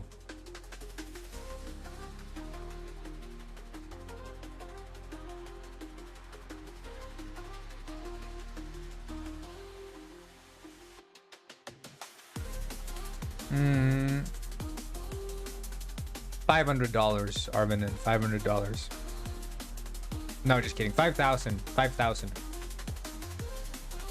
Okay. So,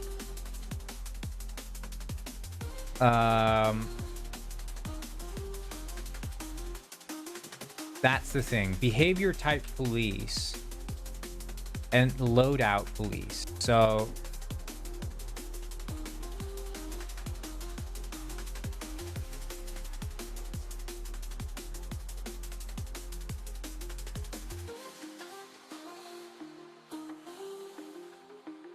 here's what I think. If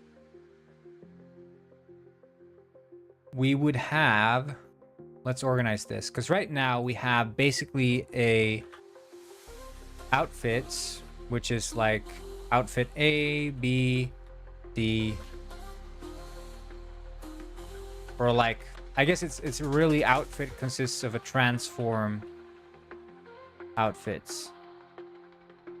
Right? That's sort of the structure of the outfits. But we could do that outfits is not a transform array of outfits, but it's like outfit group, an array of outfit groups, which is outfits, outfit groups, right? And then an outfit group, in turn, would have a transform outfits, and then it would have a behavior, specifically AI behavior, or not. That would just be a single one, right? And then you'd have AI loadout. So basically, this is how it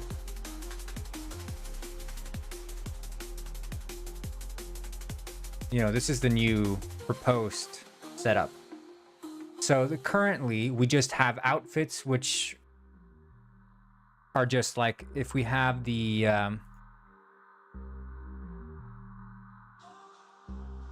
like all outfits here, these are just prefabs of outfits. So this one links to, you know, it's just a long list of all the outfits in the game. That's the outfit list we pull outfits from when we generate an NPC.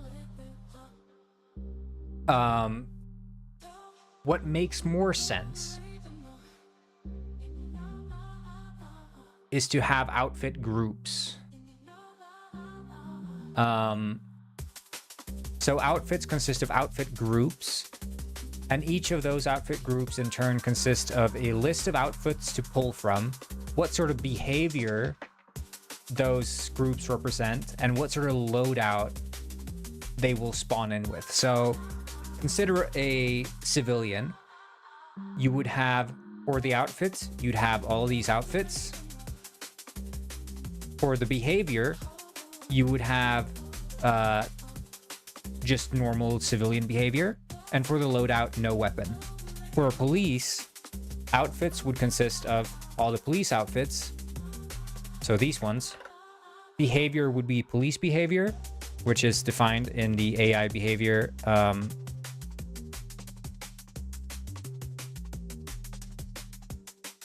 AI behavior here, police. And then loadout would be the police loadout. But then we could, you know, potentially, let's say we wanted to add gangsters or something on the street. We would add maybe some civilian outfits, and then behavior would be gangster behavior, and loadout would be something. And then we could have like a variable on the loadout saying this is a randomized loadout. Red gang, green gang. Isn't that what's in San Andreas? Or don't they have purple ones as well?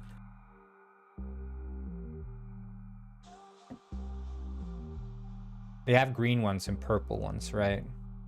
And some red ones too, right? And yellow.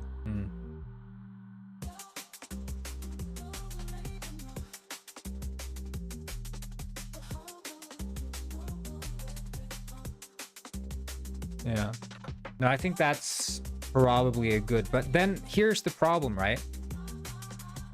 So part of the AI simulation runs on clients. So clients need to be made aware of what behavior the NPC has. The loadout is already automatically synchronized because they don't need to be aware of what loadout they have, because the server is already synchronizing like what gun are they holding. They don't need to know the back end of like what guns do they have available, just what gun are they holding at this moment. The behavior, however, should probably be synchronized. Although I'm not sure it has to be. Probably doesn't have to be. I think because the thing is that the only real thing that matters is the outfits.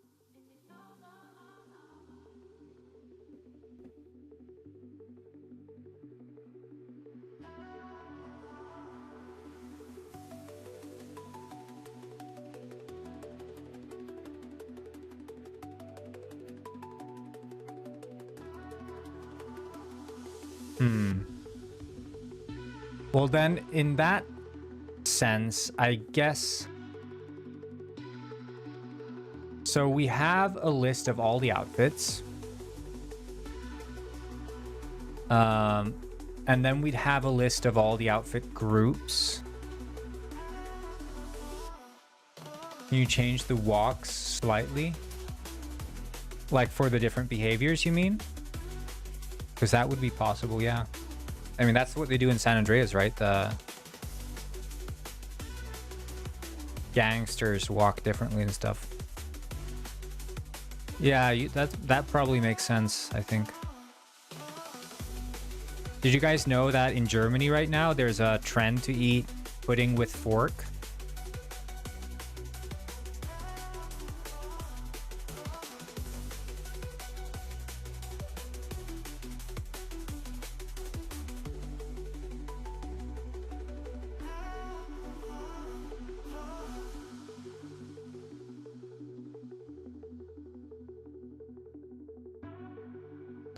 I think I need to grab a little bit of lunch. I'm probably gonna go fry an egg.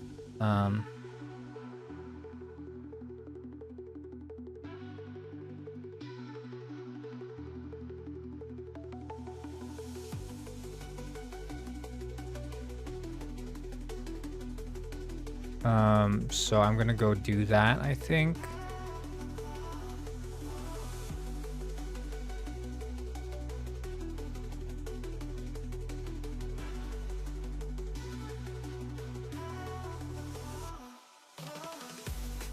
Okay. I'll just be right back. You guys have fun while I'm having lunch. Make sure to use the text-to-speech, I guess.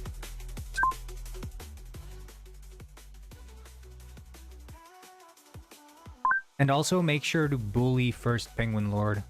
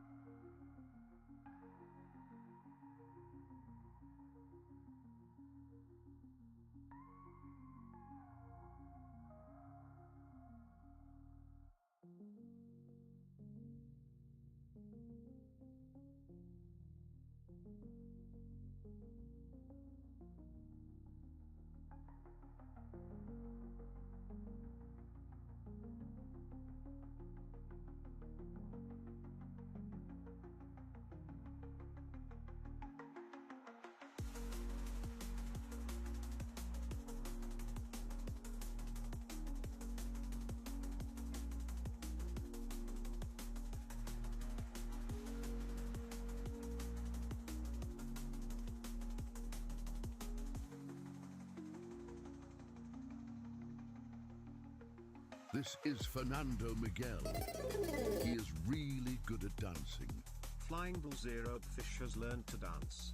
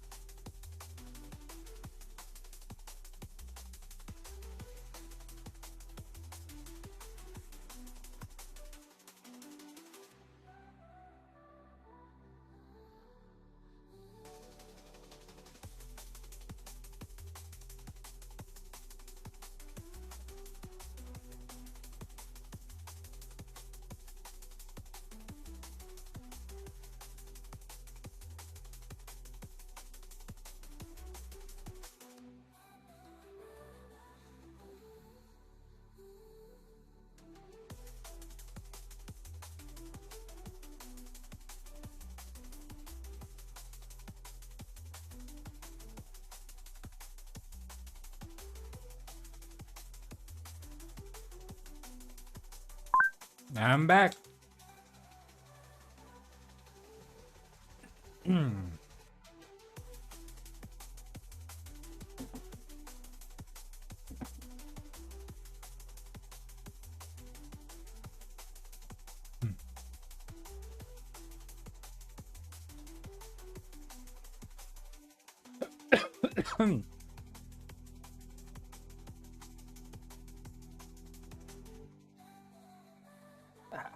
Hi back. Hi back.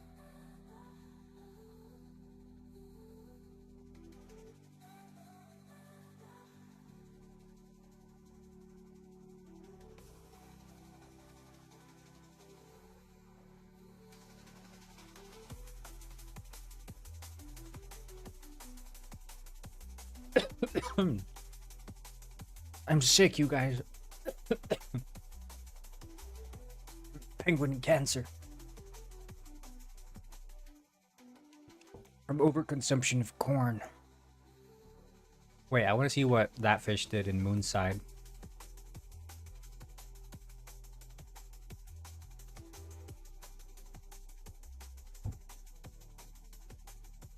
I'm gonna go play Penguin Heist. Okay, yeah. I like it. Are you still here, Al Fahad? Because if you are, I can give you some tips.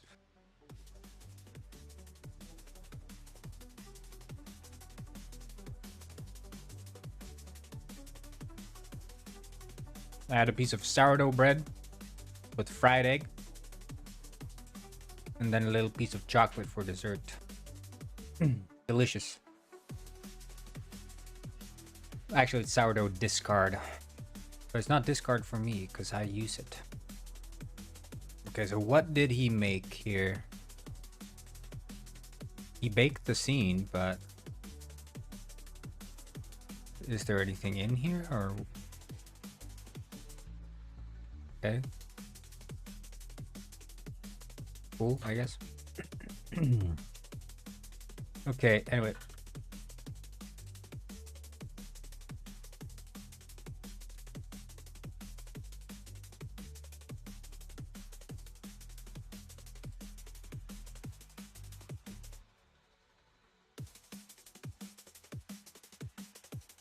Okay, so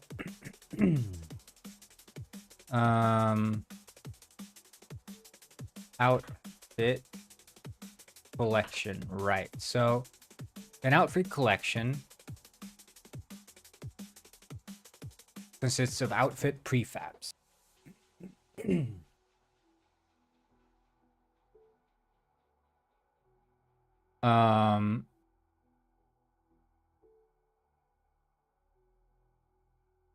And then we'll also have a public AI behavior out, or just behavior, and then public. I think AI behavior is, yeah, scriptable object. Okay, and then AI loadout. And this should be null for the outfit prefabs.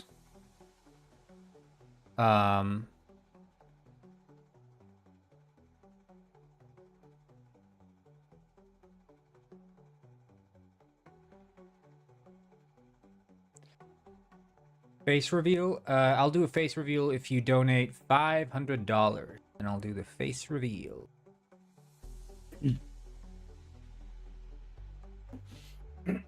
Sorry.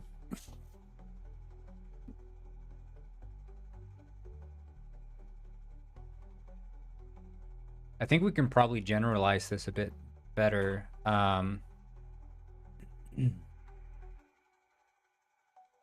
Var clothing equals for var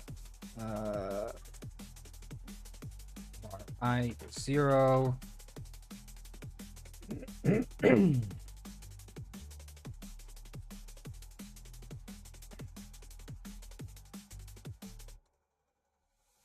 He just looks like his avatar. Kind of weird. Yeah.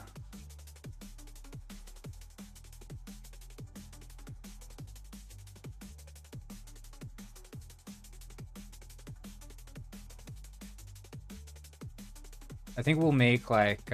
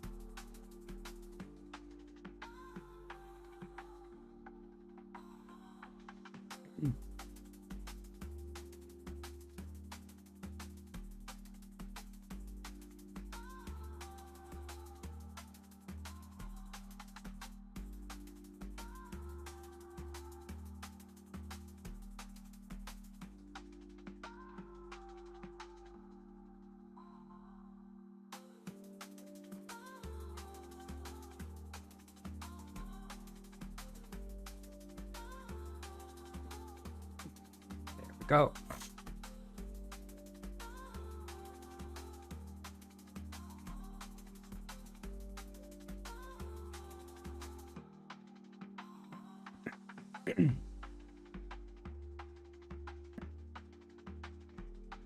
Cleaning up a little bit. Right, yeah, so that's initializing the outfit.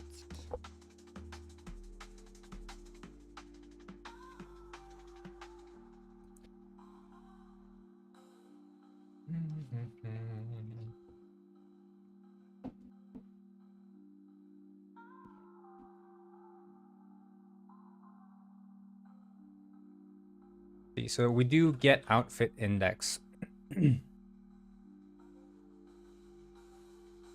But then when we spawn an AI passenger, we spawn it with a global outfit index.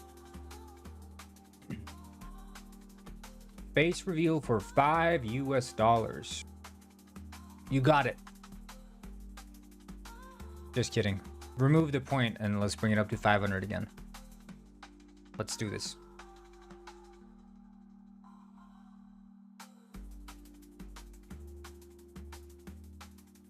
Right, yeah, because the AI passenger...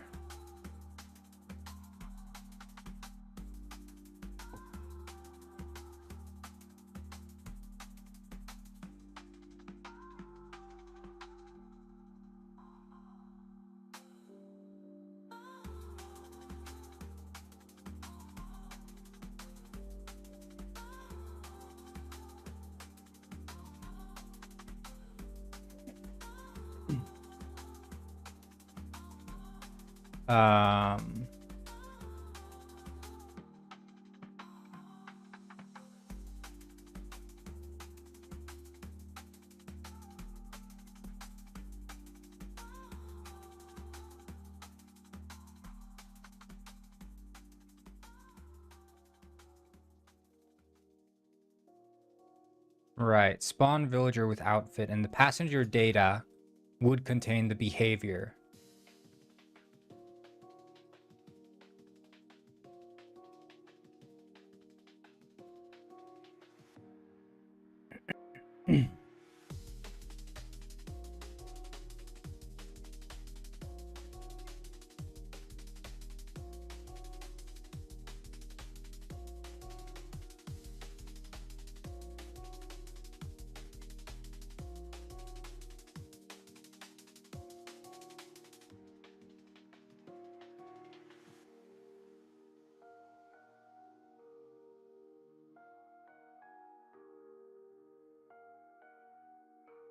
Yeah, because we spawn it with the outfit index. And then the passenger data is just maintains what sort of outfits, what behavior, and the maximum amount of passengers. See, this outfit collection, AI behavior, AI loadout. I think an outfit collection really already should contain that.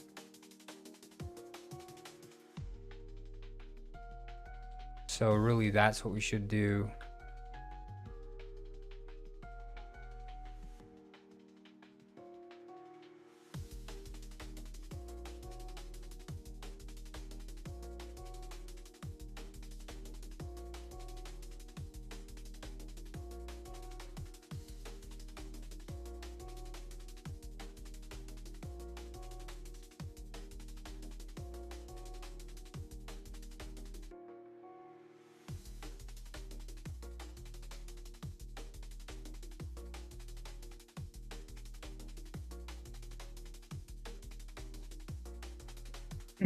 Yeah, the backup forces are screwed. Passenger data is just, yeah, it's just a outfit collection and how many passengers.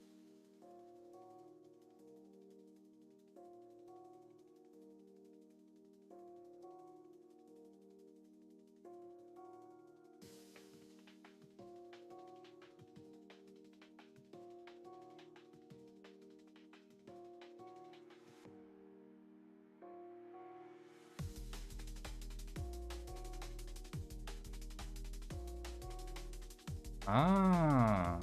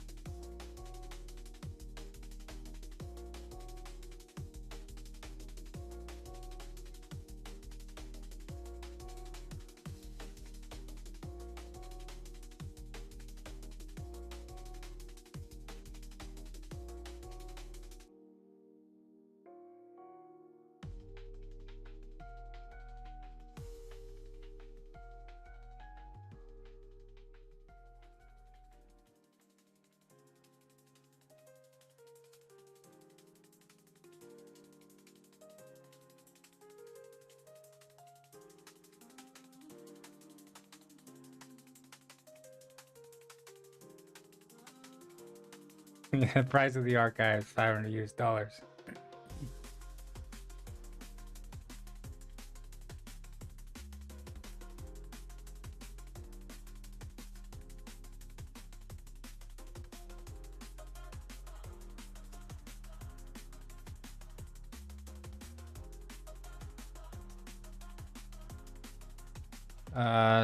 I mean, I look at the bugs.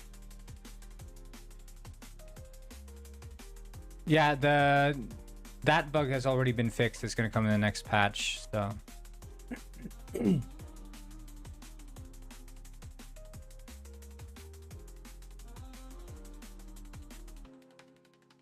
I think this passenger data.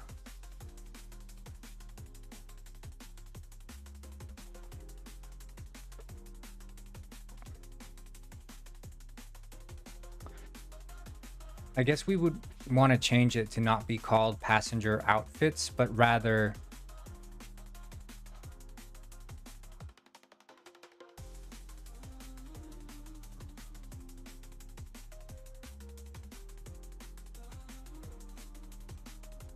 yeah, see ya.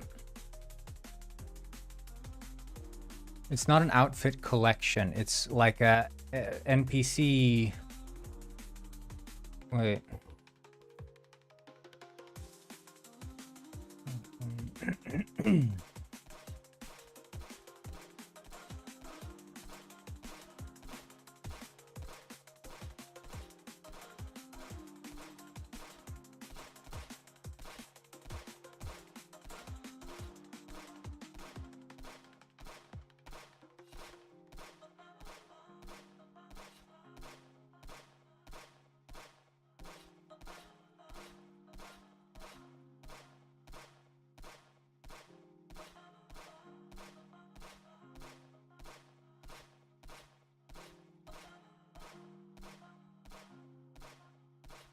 Yeah, I think probably like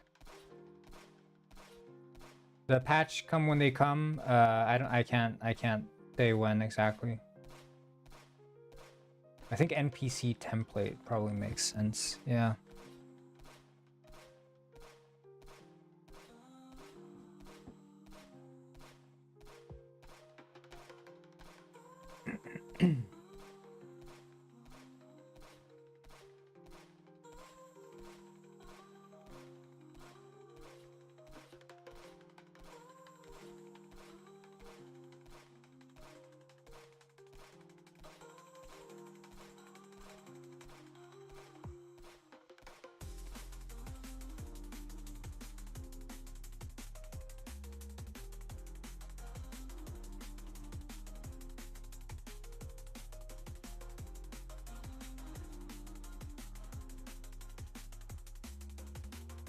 So their outfit prefabs behavior and loadout would be an NPC template. Are the tabs at the top of the layout functional?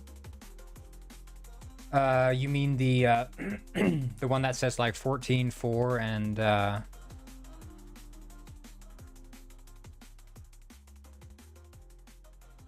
and 0. Because basically what they represent, 4 is the viewer number on Twitch, 14 is the amount of subscribers, and the 0 is I'm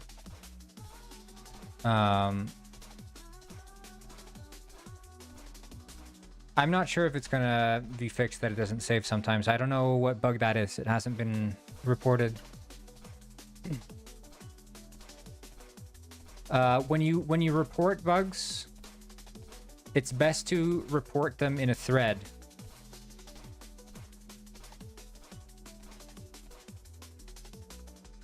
Because otherwise they get lost. So go to bugs and issues here.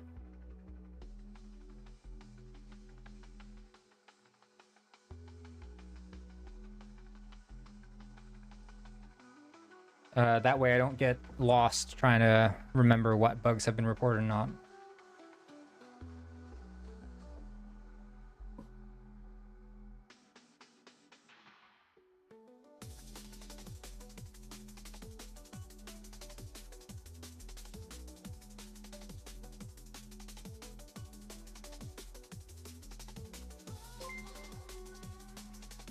What the?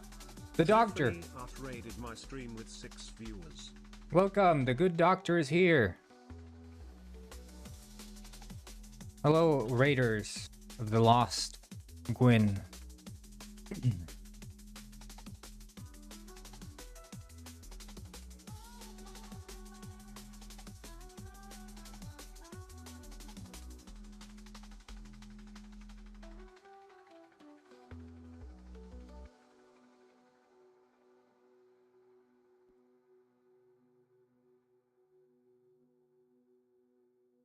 I don't think we need to send the passenger data. We should just send the sorry, NPC template. Oh no.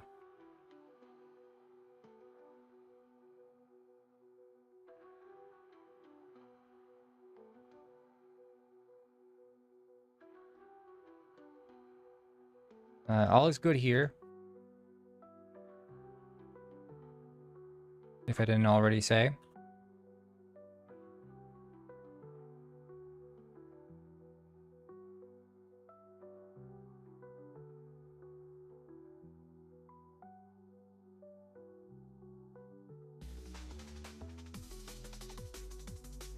Yeah, we're doing jungle beats because Guffert really likes jungle beats. I don't know. He said he used to be a bit of a beat maker back in his private and high school days. Which is kind of interesting, I suppose, but, you know.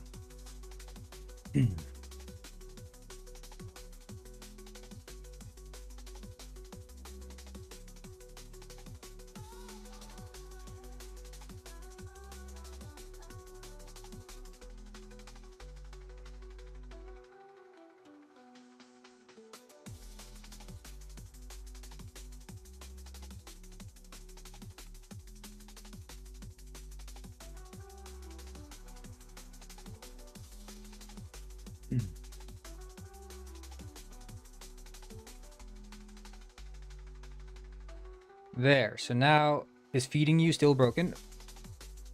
It's probably broken, yeah. Shit, I need to fix that. I need to make another Miro board for Penguin Pet.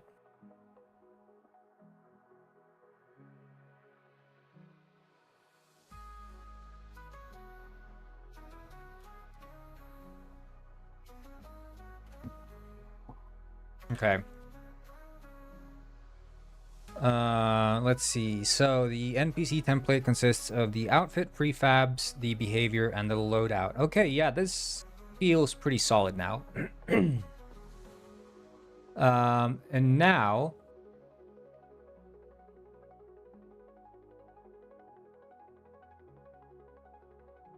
spawn villager.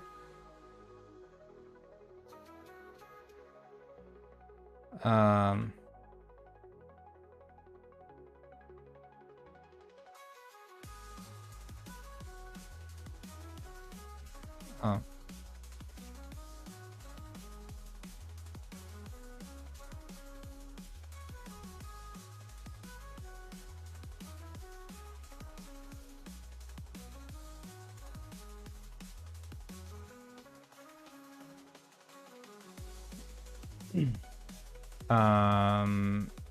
Right in it. I don't think the randomize clothing randomizer, I think it's called, which should be something more like NPC initializer, I guess.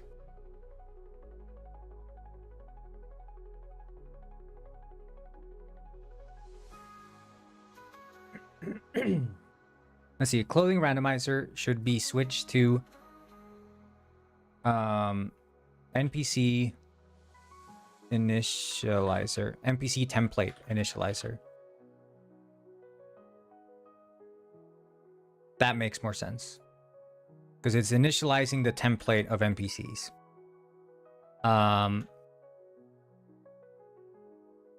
Right, and that would, it would have a template. That template would then be initialized.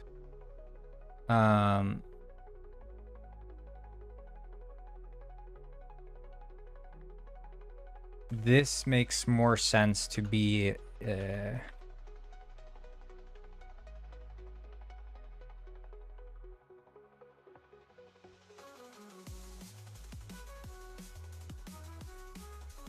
I'm so locked in with this music, guys. I love jungle beats.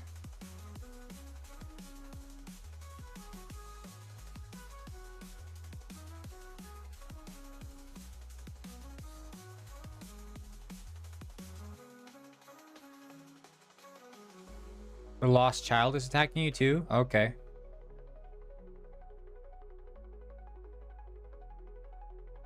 The music is so bad. The music is so bad. I don't like the music. Wah.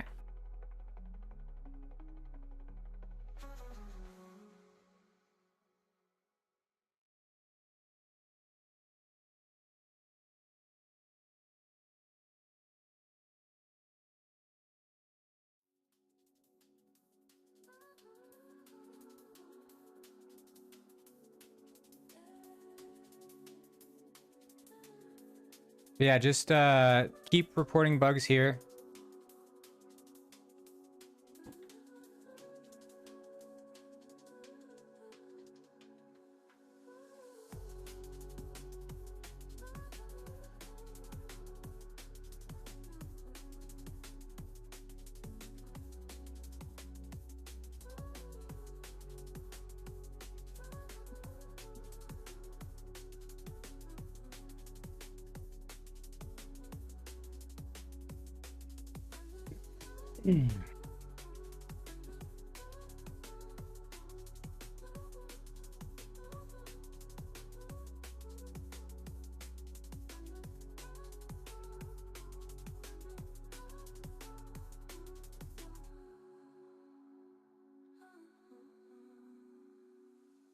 Yeah, you just knock him out. Knock him out and pick him up.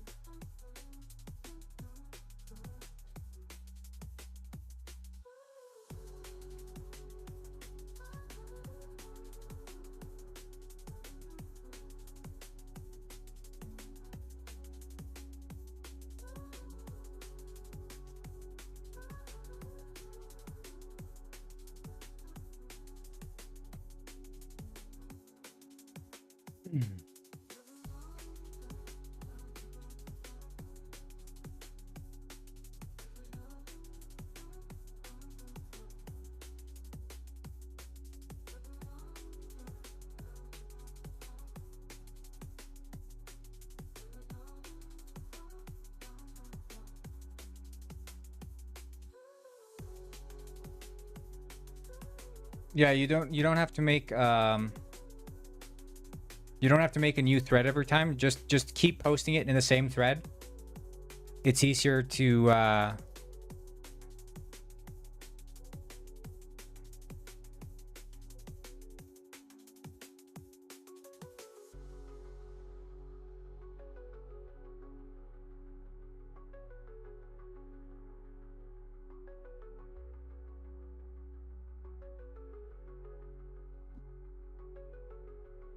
He hates all music except for like one track here and there, and he's like, finally some good music, and then next track, oh my god, I hate this.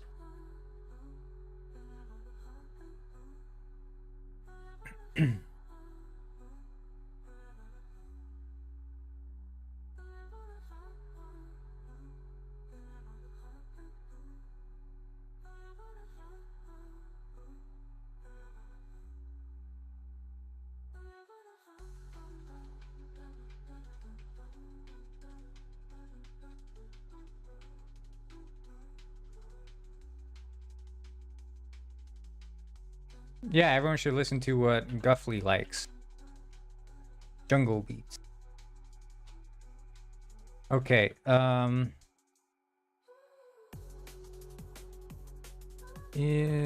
changed outfit index, right? Yeah. And this randomized clothing routine should be initialize.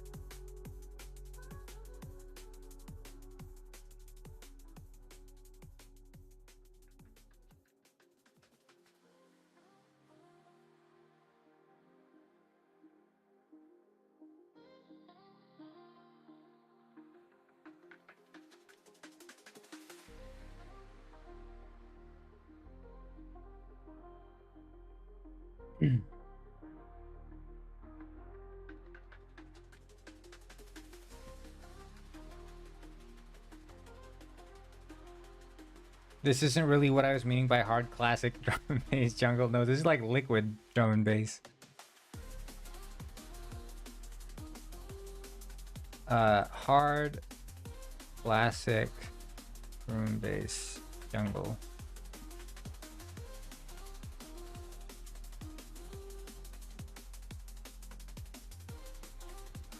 Royalty free.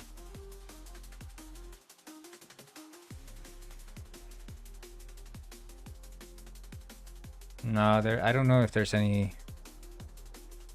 I think these are all.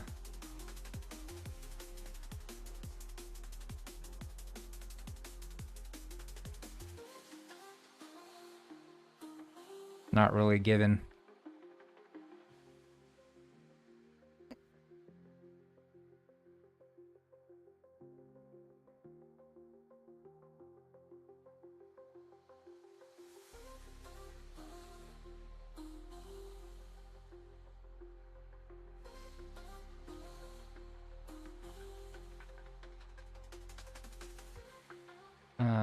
If embassy template dot loadout.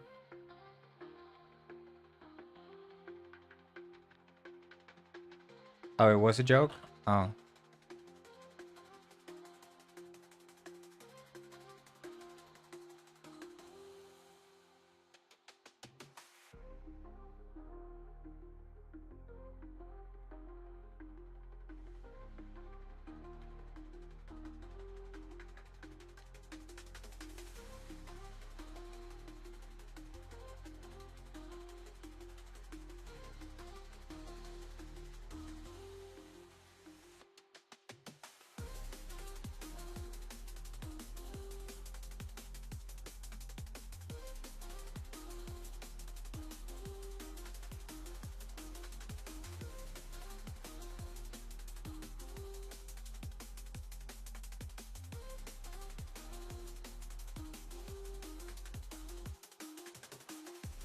Want to be my sugar daddy?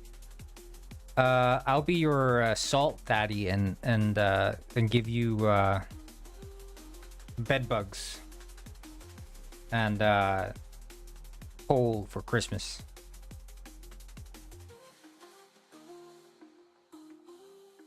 That's the best I can give you.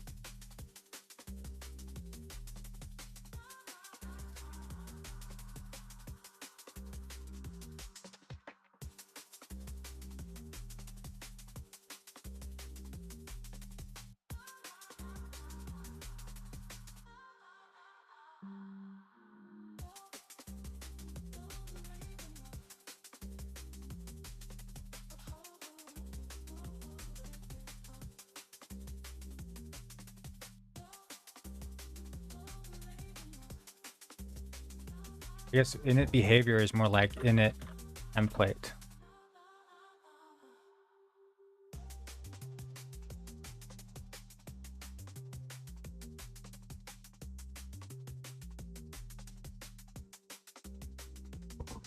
There. Asking me to complete a game is like asking me to complete No Nut November. That's what Robert would say.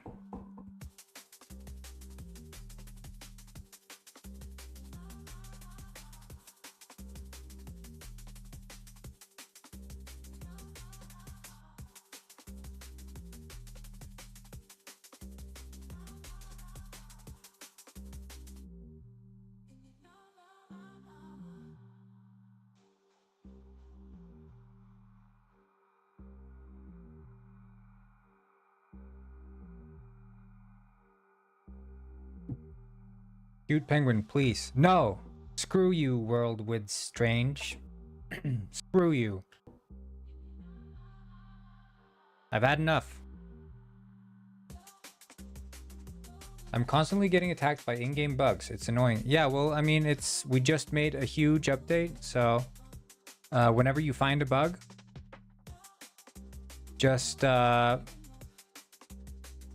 the report and we try to fix them because we can. If we had more testers on the test branch, we would have, done more testing, but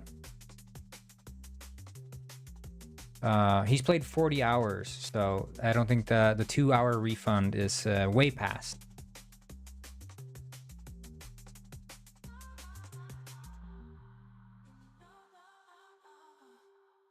Yeah, this is the reality of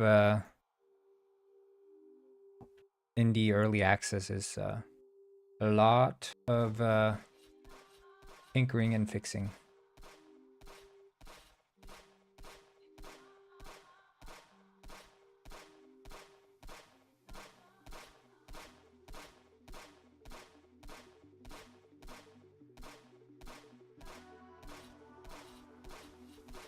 Just keep reporting those bugs and we try to fix them best we can.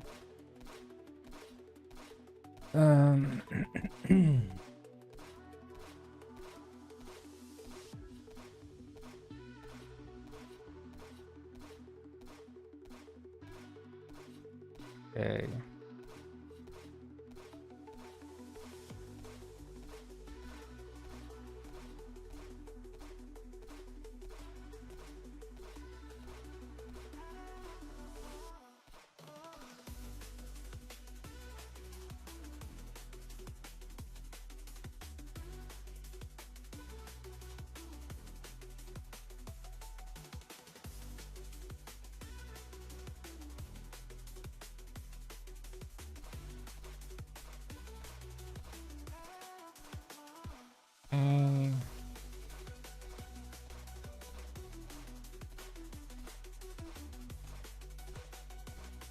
I think we'll do this.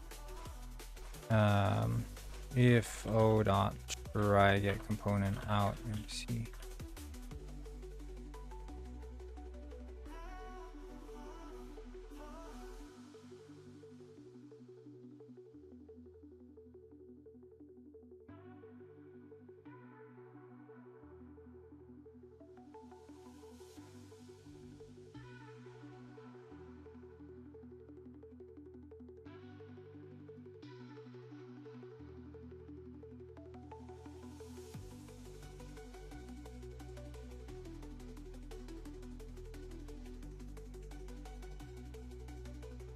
Okay.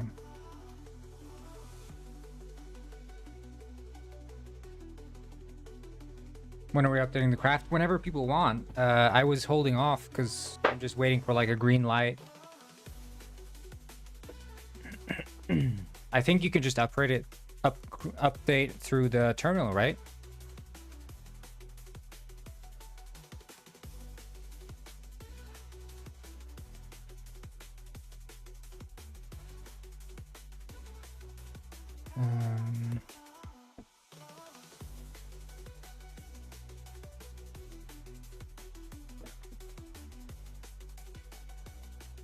Yeah.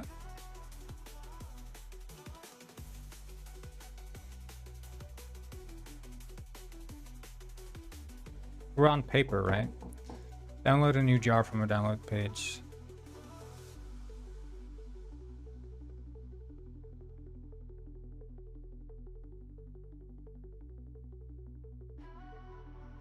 Will the new paper jar also update the... This is 1.21.8. 1.21.9, is that the latest one? 1.21.9, or is it something else?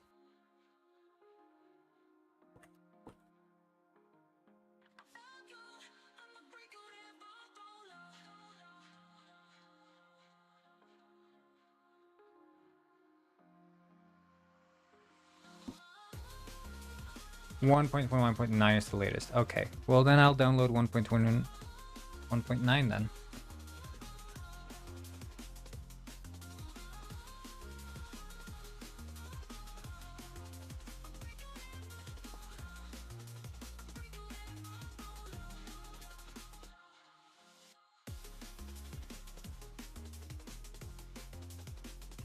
Let's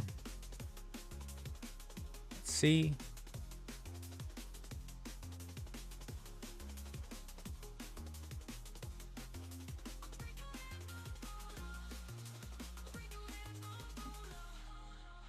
Minecraft server paper. Okay, should I just stop the server then?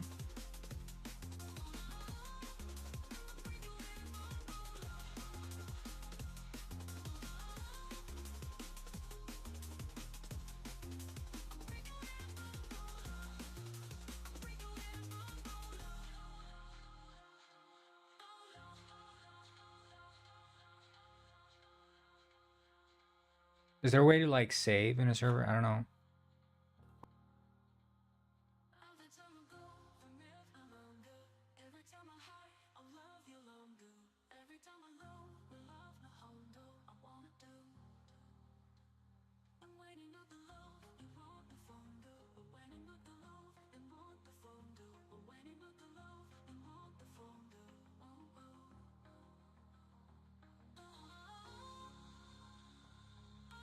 Okay. This is Fernando Miguel. He is really good at dancing. Thank you. Has learned to dance. Welcome to the stream, Tagaton. Glad to have you here. Okay, I think that should be it. Starting up the server again. Make sure you update, guys.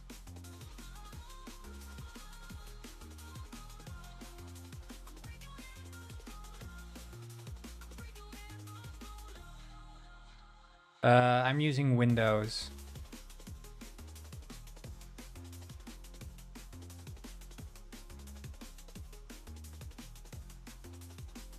That's a lot of errors, but I mean, it's running.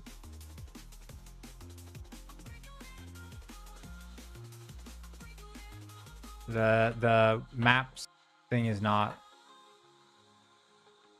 Maybe I just gonna stop it and launch it again.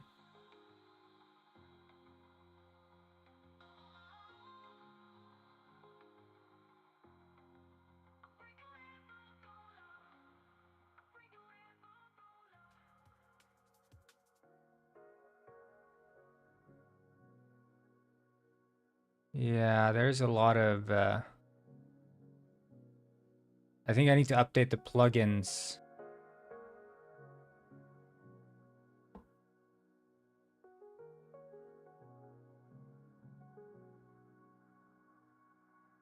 Tried to load unrecognized recipe chain? What's the Minecraft chain?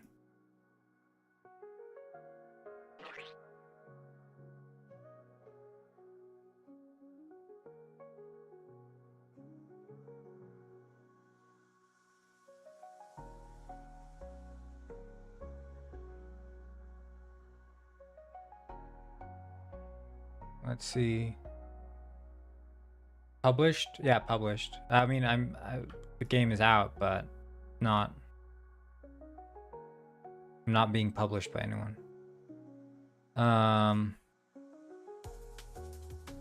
Let's see here. So there's a problem with industrial foregoing mod. Try to delete the config. Yeah, I think it's the old plugins not playing well with it.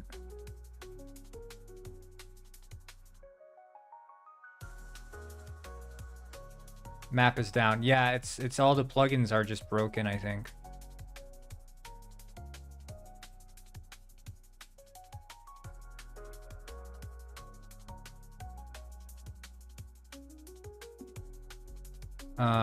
Let's see here. What plugins do I have?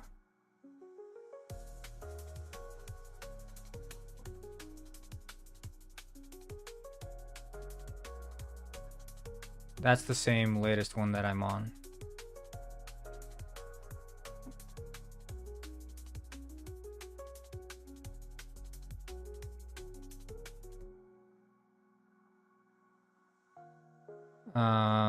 What's gsit? That's the sitting one. But then there was like another one you guys gave me. Was it Spark or something?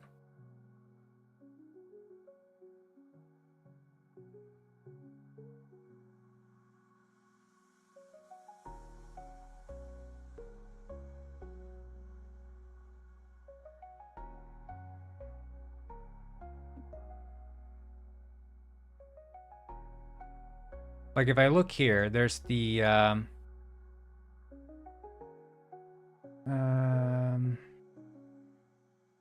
is that the one? Logs here. The latest log. Loading paper, environment, couldn't load file, silk touch budding amethyst.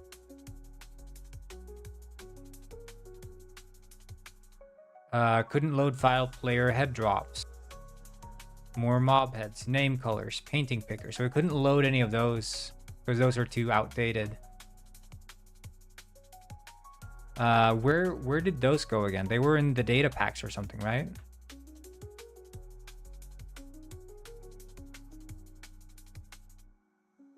I think I'm gonna delete those because those are all outdated. And then we'll try to, yeah, we'll remove those. And then we'll run it again and we'll see what happens.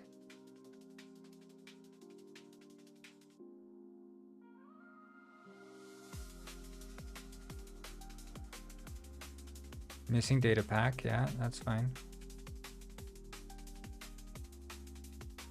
Oh, still some errors there. Let's see in the logs.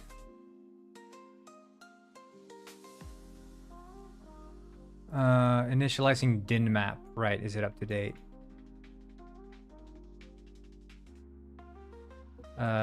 Din map 1.21.9 21.9. It might be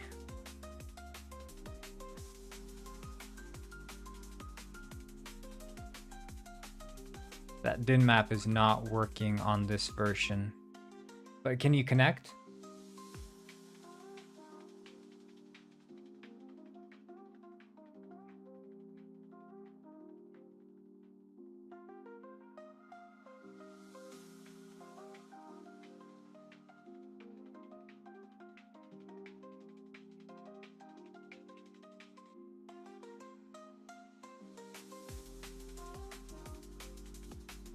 Try to connect, see if you can.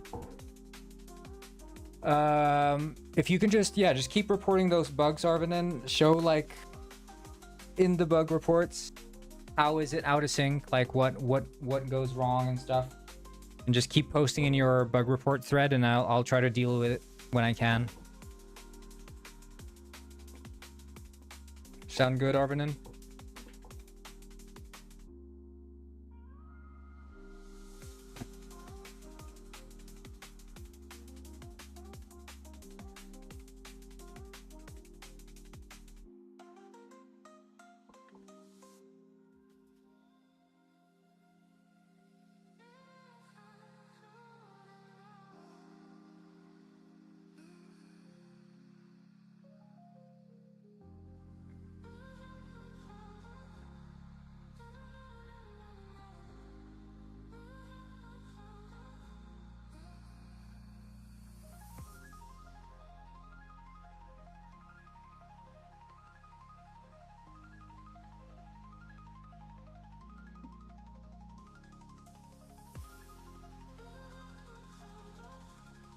How you joff in that? What does that mean, Emily?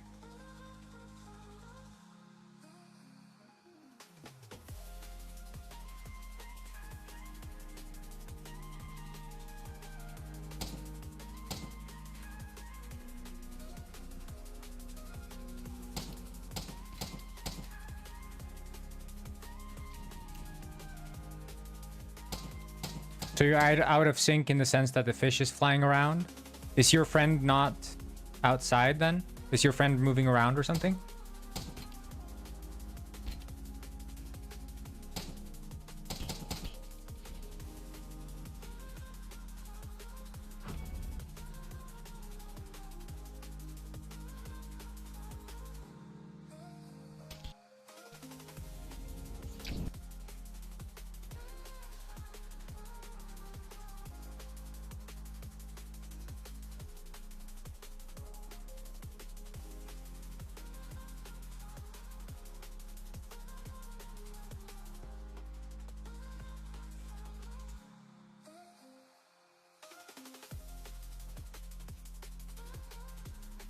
He picked up fish, but you don't see him. Okay.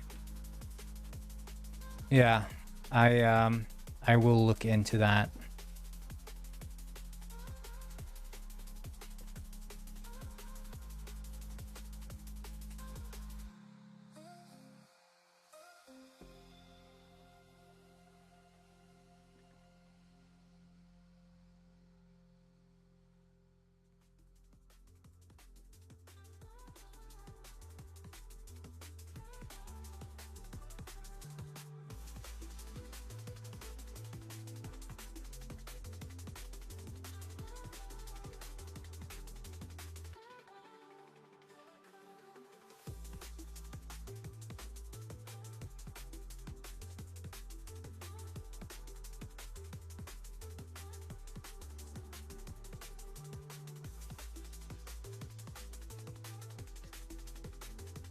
Hey, I appreciate it, dude. Yeah, I think I'll if I can get the outfits working with the police walking around, I'll just jump straight back into bug fixing. We'll see if I can knock out these bugs. At least some of them.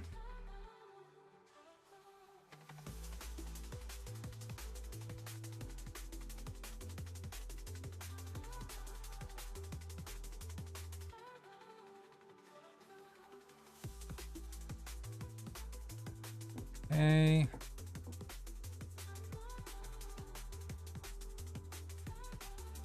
Sweet.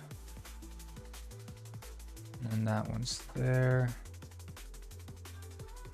See this NPC template here.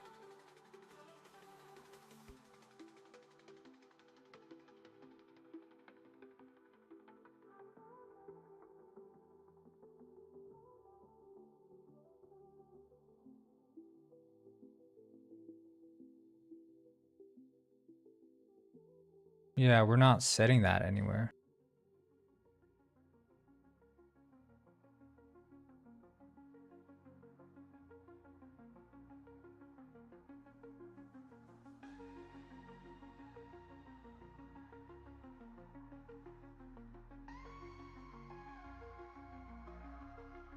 Where are you from? I'm from Sweden, but I live in Iceland. Land of lava bread.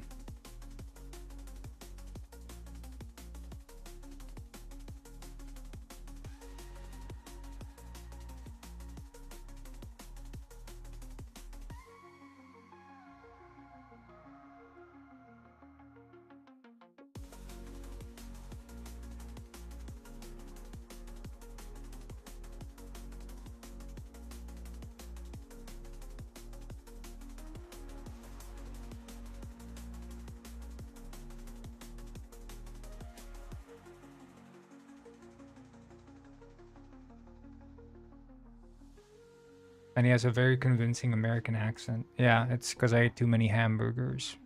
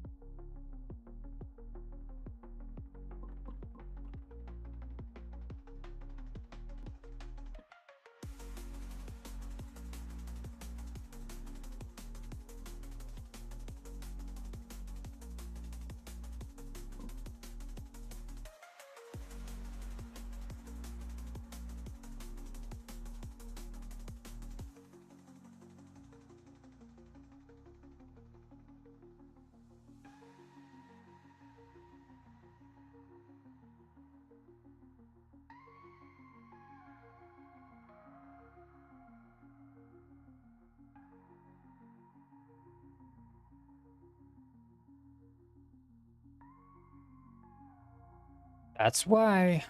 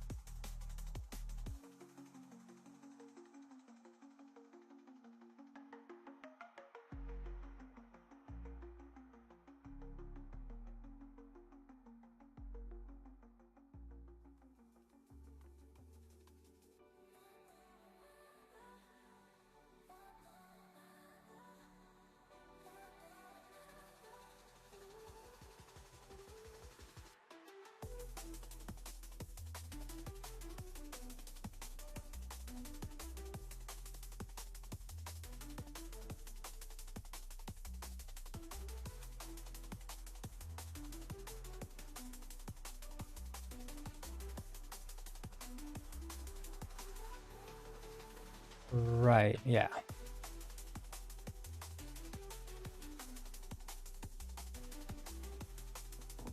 We have to wait a bit for all the plugins and mods, but can you actually like, you can play the server still, right? Yeah. So the map is not going to work for a while then. Because that's what I was sort of hesitant about updating, because I know usually it takes a while for these things to get fixed, you know?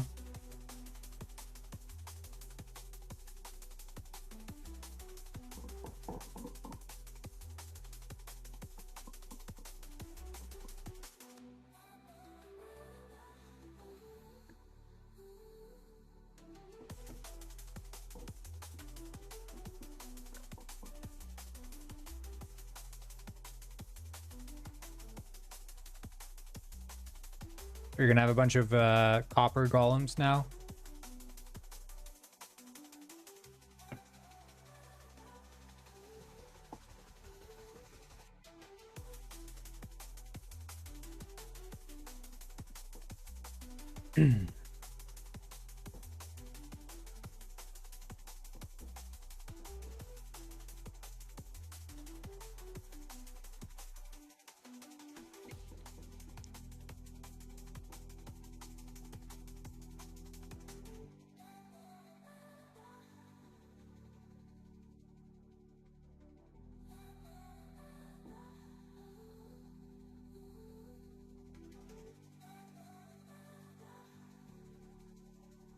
Only me and Big Pooh play with mods, I think. So for the rest of the people, it's just the map and mob heads, which isn't. Yeah. I mean, the map is really nice. But I guess mob heads, it's going to be a struggle for Soup.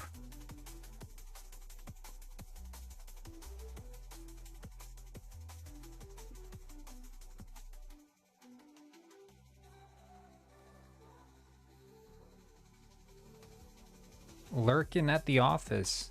Damn. Working or lurking, am I right, boys? Working hard or hardly hardly working or lurking hard, am I right? Yeah, they don't disappear. It's just Soup is not going to be able to finish whatever museum she had in mind until she can get those mob heads. But yeah, if you guys just fix up that zip file again whenever those mods are ready, I'll just drop it in like I did before. The data packs.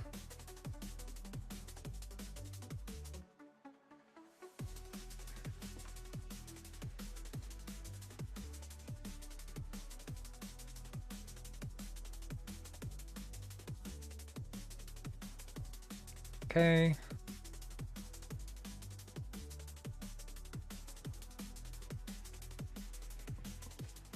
Let's see if this works. This should potentially Shaw. Yeah, Shaw. Should potentially spawn in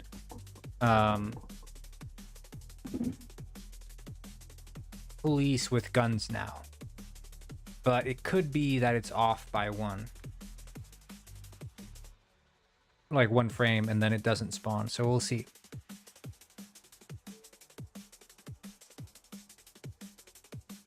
I don't know if I do that on before spawned. I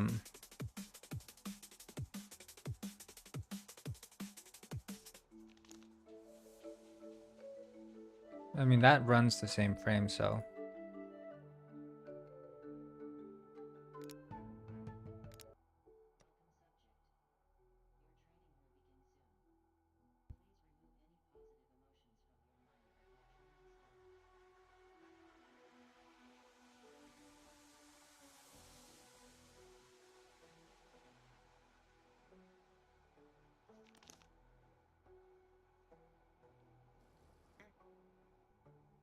Hello, Knitten Inkle.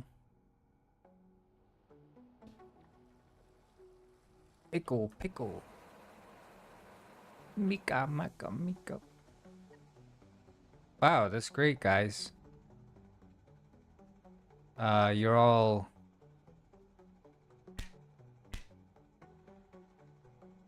looking good today. Okay, let's see here.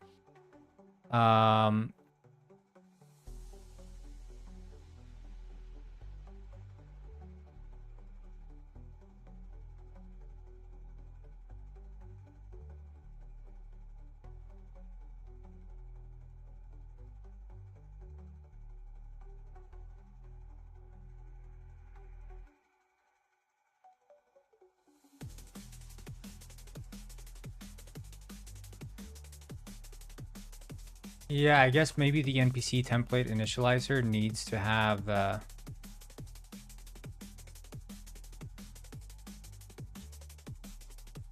villager by default. Civilian. And we'll just restart, I guess.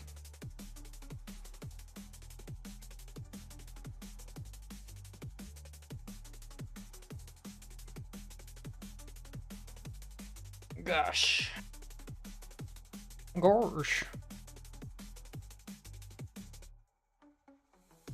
But the thing is, if they're civilian by default, that means they won't necessarily even pull from the police. We'd have to define on villagers, unless they're being spawned with a specific template, they should just pull from all available templates.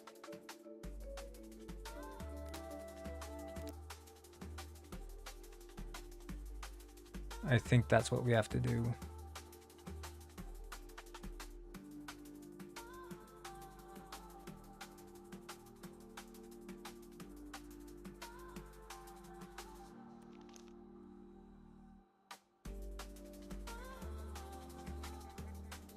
Okay, they're spawning in with clothes, so I guess by default it's spawning in these as civilians. I don't know, like,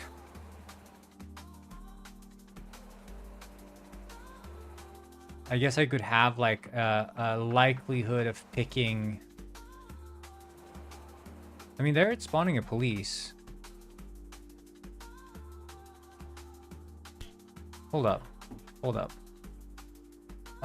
That's all outfits template, right?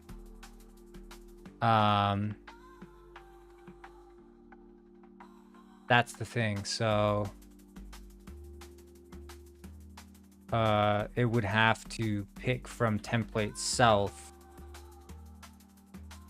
and here template self, and then on changed outfit index, we assume that it's changing to the global outfit index.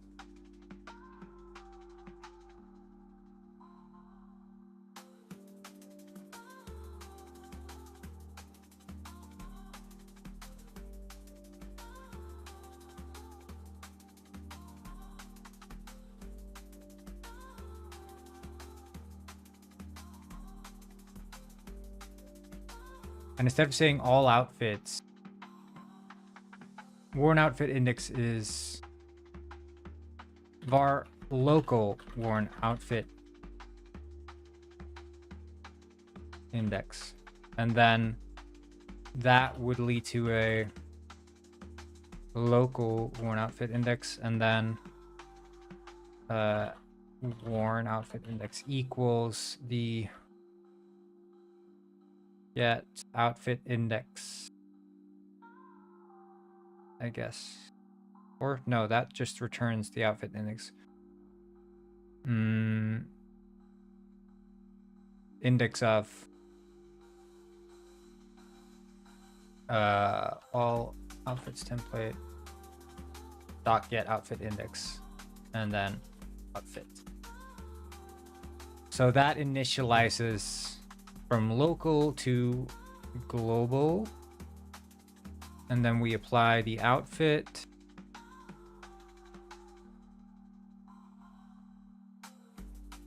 And instead of doing apply outfit there, we just on changed outfit index. Just call that. Apply outfit. And then that's also repeat, so we can just do that.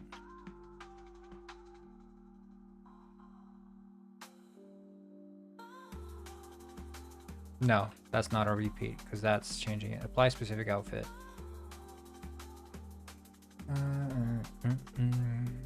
So that would pull only from there. So now there shouldn't be any police walking around anymore. So we reload. I don't know if that's a coroutine. Ah, shit, it is. Okay, we'll have to recompile.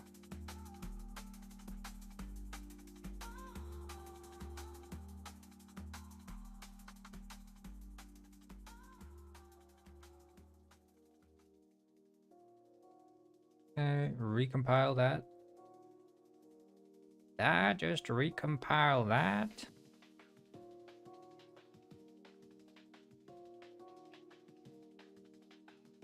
Maybe I should have waited longer to say update the server.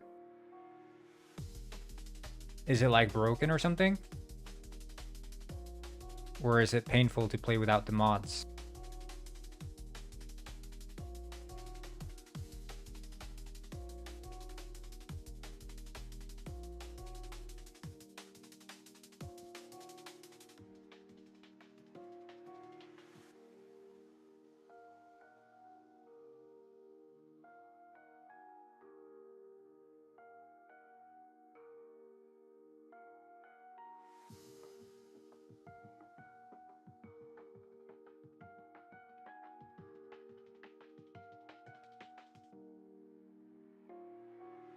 Yeah.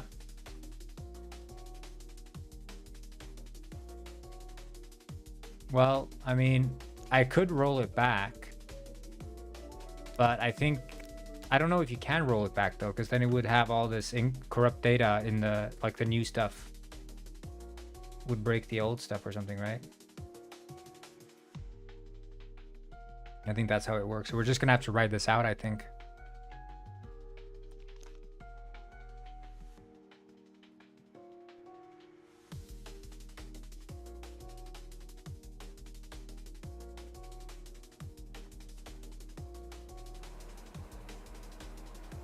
Okay, no police, sweet.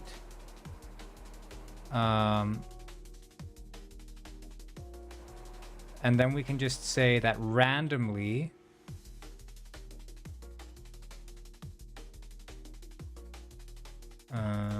on start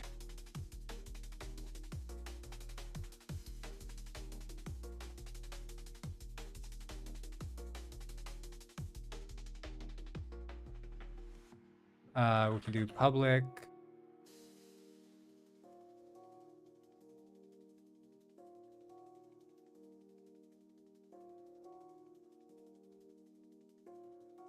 we can do a struct.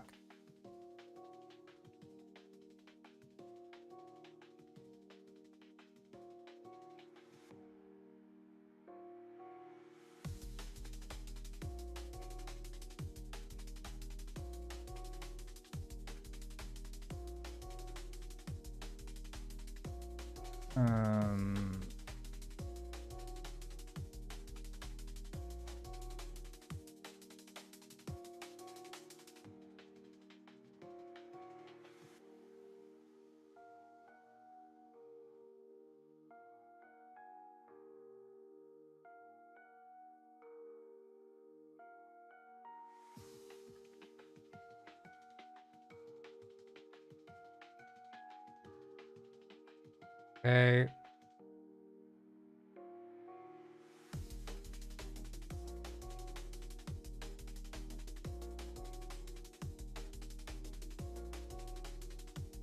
Is it like min?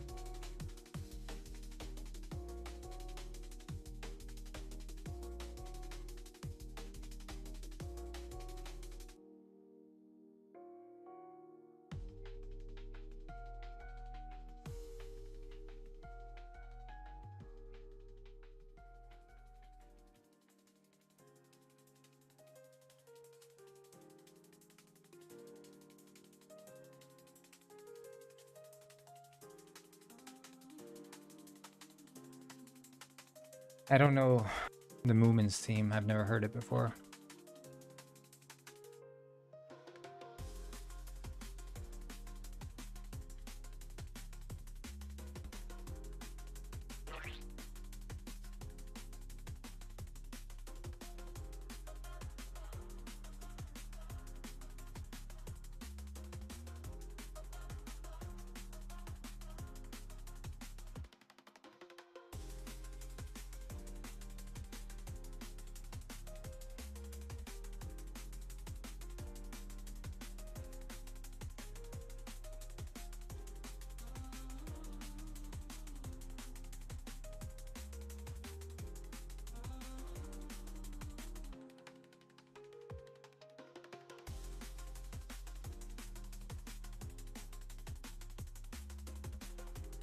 Um,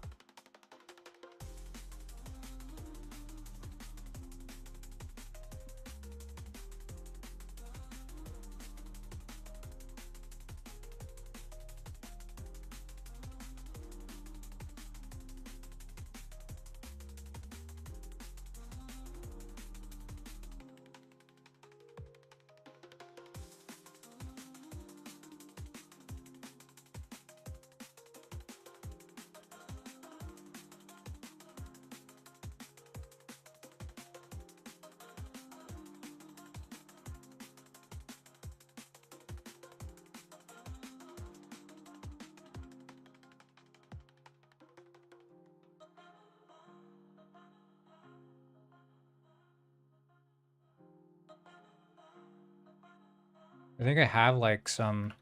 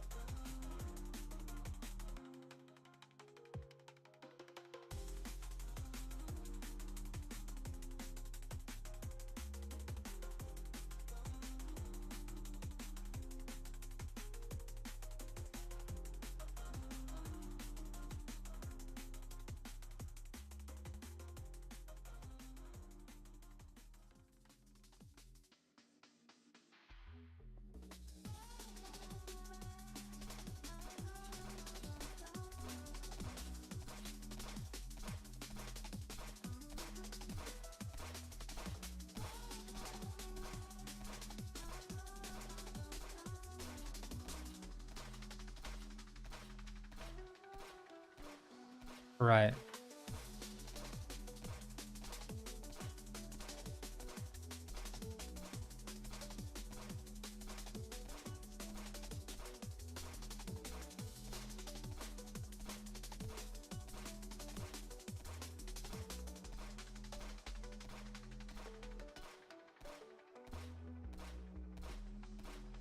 And then we can just change this to not have that, and then we say like there's a 2% chance of a police spawning.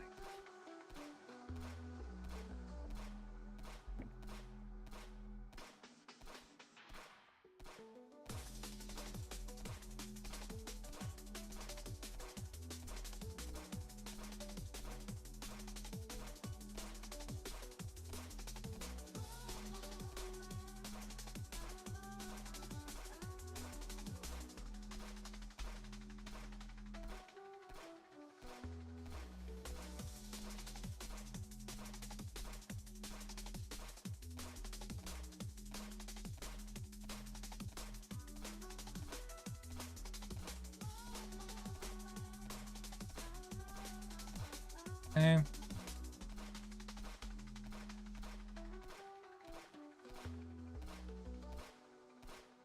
Template self should be none. And then random spawn templates, we would have the police.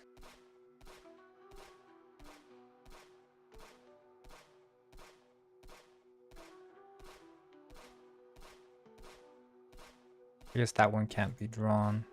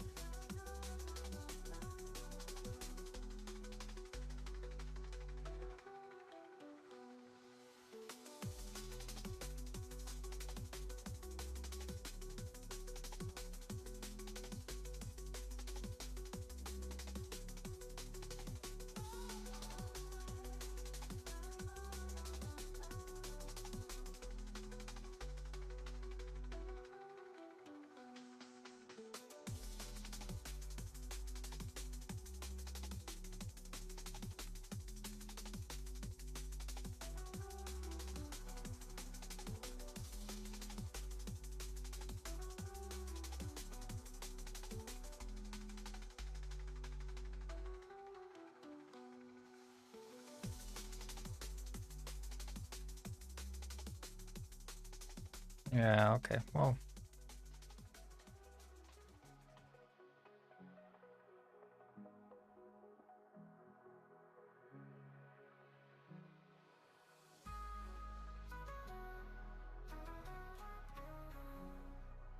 I don't know.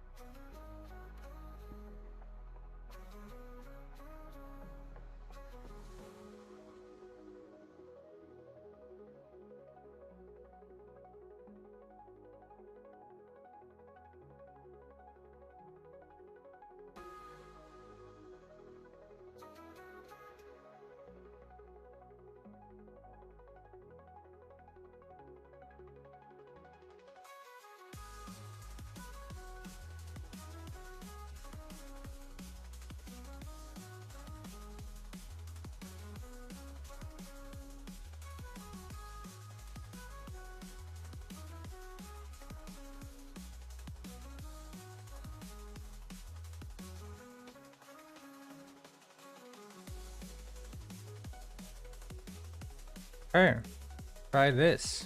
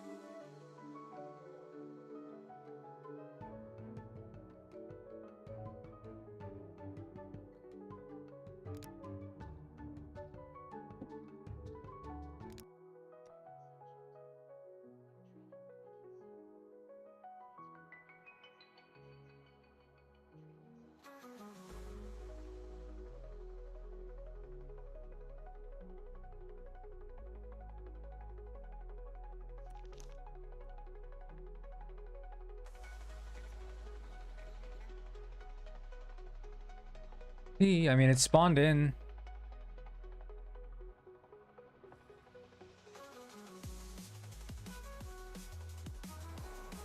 See if there's any police. There's police. Is he holding a gun? No. But his template should tell us at least whether or not he was... I wonder, police here. Yeah, loadout, police, pistol.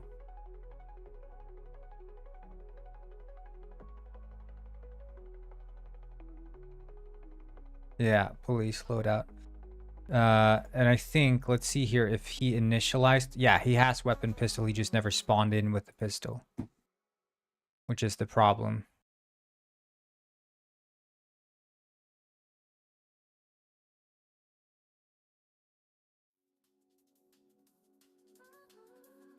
I think this is something we can take out. Or here, rather.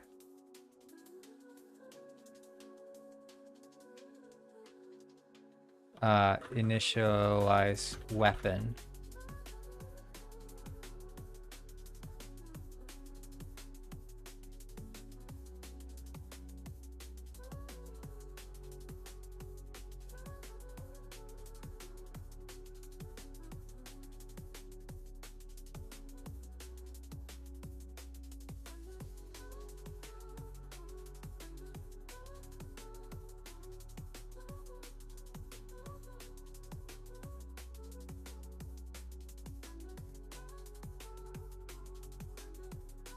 And there we can just assume that there is a weapon, or do we want to have a...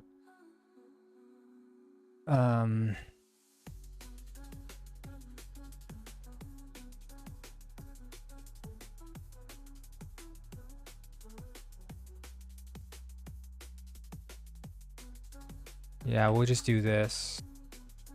Can I feed corn going cigarette? No. Weapon to spawn.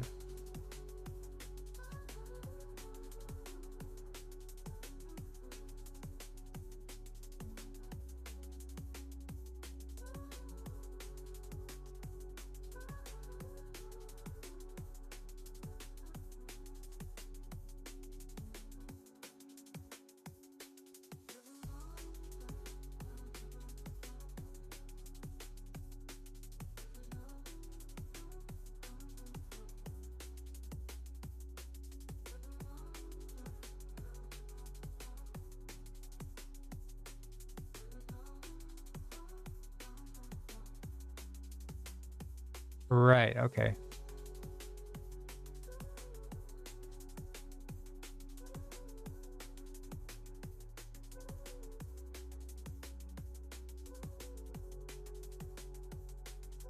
There. And then initialize weapon.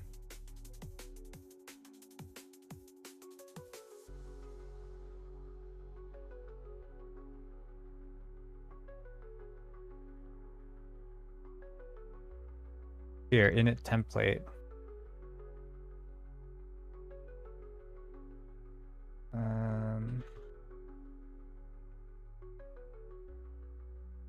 If not weapon, and we do this.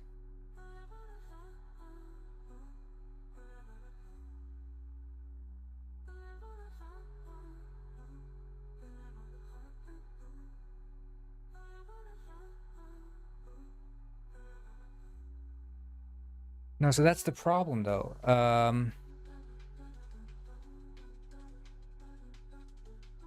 We can do a check to see if we've spawned the weapon.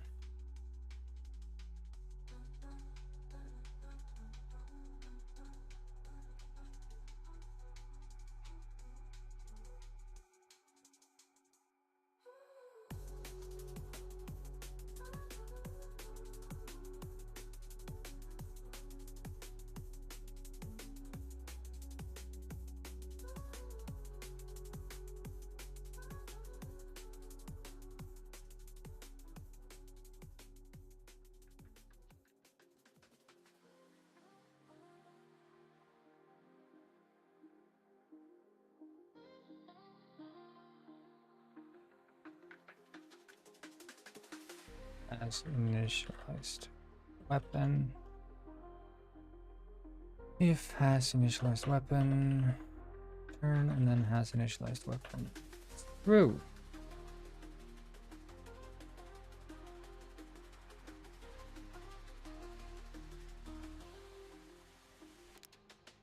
And vote restart. Can I feed Corngwin cigarette? Wait, you already asked that. Okay. Thought it was a new message.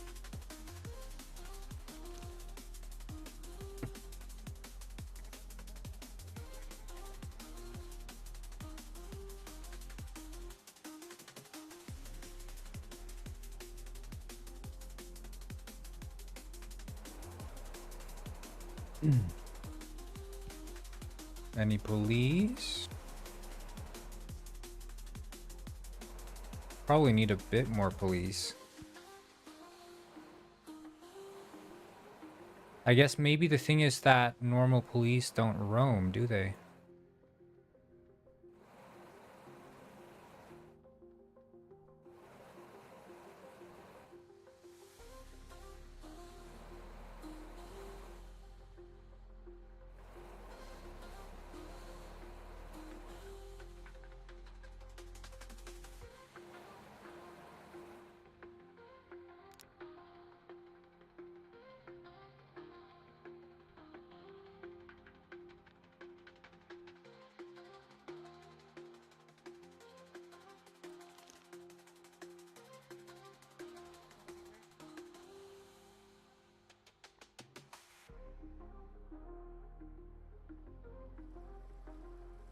And then we should probably make it so they get the names. Here's police. Does he have a gun? Does he have a gun? He has a gun. And he starts shooting. Oh my god, dude. Hell yeah. We have roaming police. That is awesome. Dude.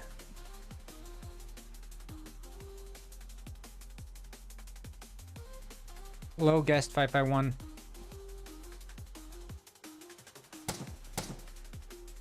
No SWAT team? Well, there's gonna be like SWAT team that come in, but yeah. Now we have roaming police that can like walk around, like walking patrolling police. We have police cars that if you shoot them will start to chase you. It seems like they also struggle a bit with like when they hit their goal, they...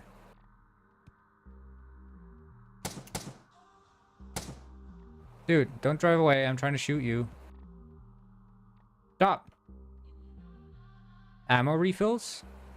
Well, there's gonna be, but the way it works right now is you literally just open your inventory and you click on any weapon and it refills it. Dude, there we go. See, he turns around, gets stuck because he sucks at driving, but he backs up. And he crashes again, and he backs up again. Come on, you can do this. Come on. You can do this. Oh, he doesn't spawn with his outfit, though. Oh, yeah, there's some issues there.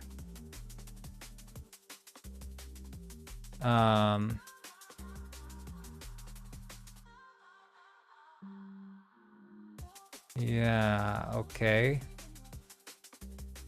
Some issues here.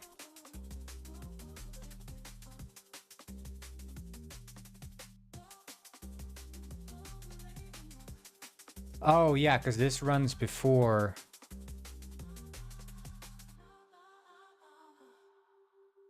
Start. Okay, we don't need to do that. We need to, like, return if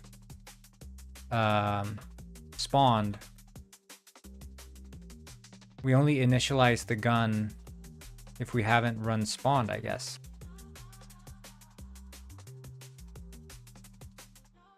Initialized self, yeah. So we can just do that.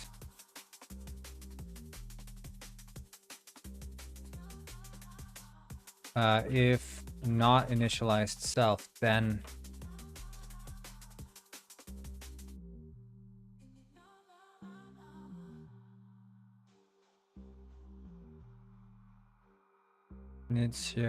Initialized. Is initialized? That the one?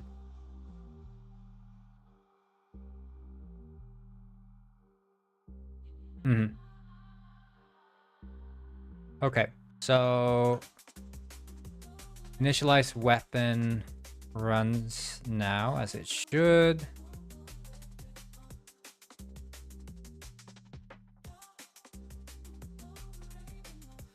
Sweet.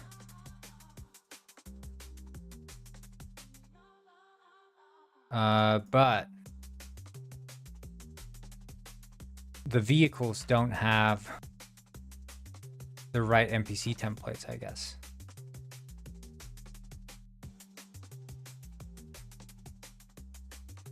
Because he spawned in with no outfit.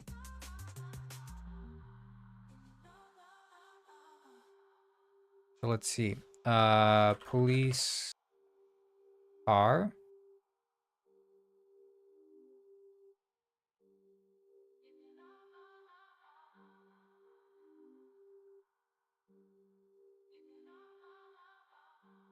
And the advanced AI vehicle has the passenger data police.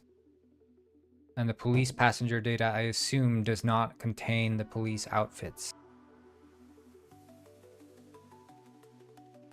That would be my guess.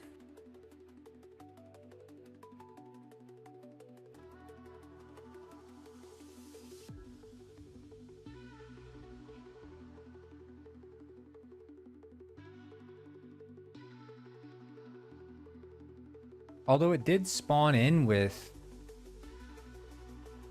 Yeah, okay, so I mean, it's not...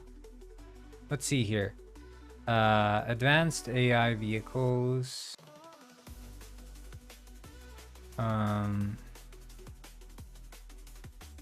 Get passenger data. Passenger data.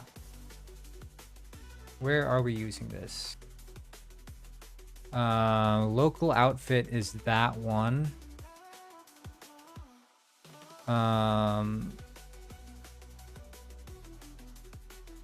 NPC template, get outfit, passenger RNG, and the global outfit index is...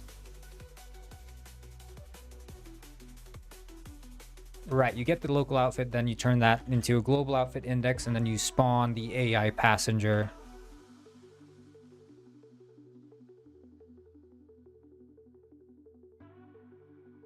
I am still streaming, yes.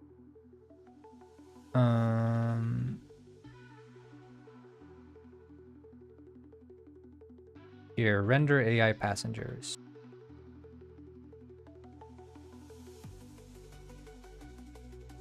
Apply outfit.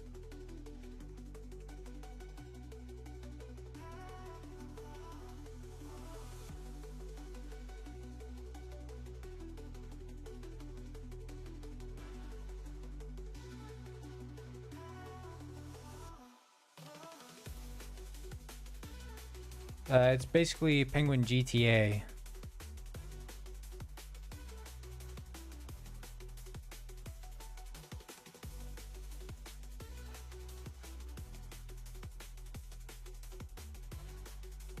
Is this one not set?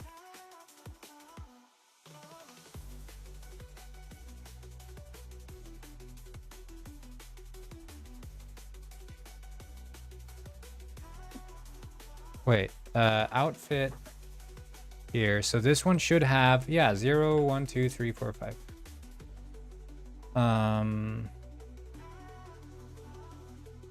Clothing renderer 0. That's the one. Okay, this should be I.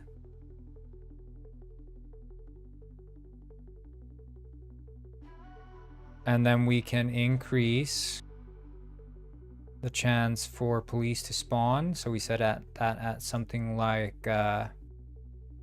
10% chance.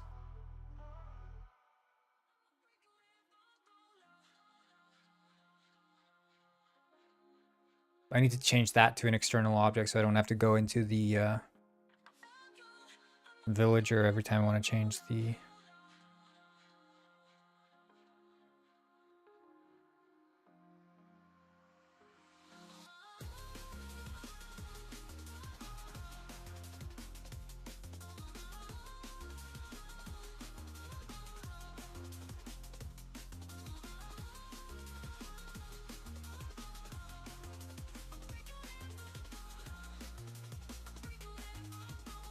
Yeah, this is on a loop, it sounds like.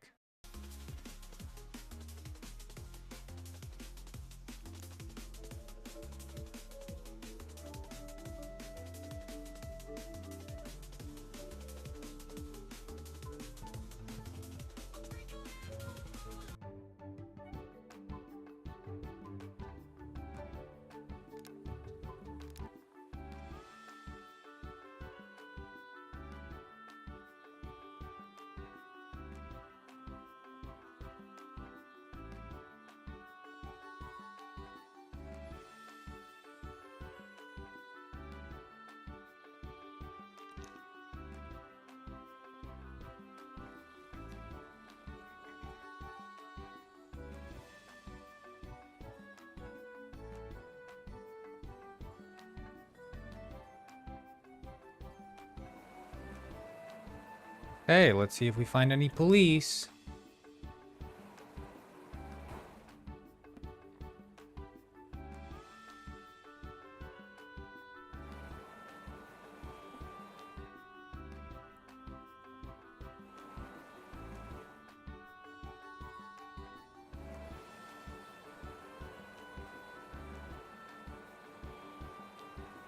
I mean, I don't see any police walking in the street. Oh, there's one. He doesn't have a gun.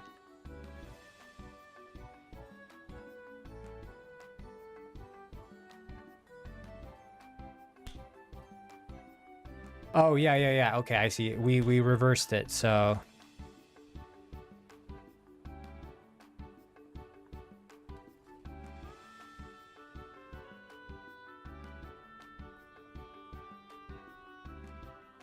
So it's supposed to be, if we have already initialized with no weapon, then we should run the initialization. If we...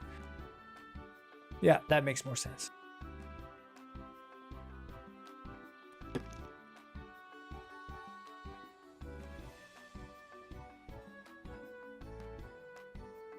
No, but that's still my... No, because only one of them... If we're too late, then it's fine. If we're too early... Wait, what the fuck?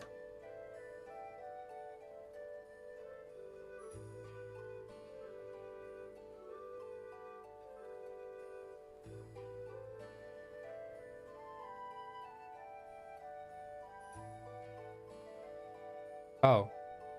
Right, okay.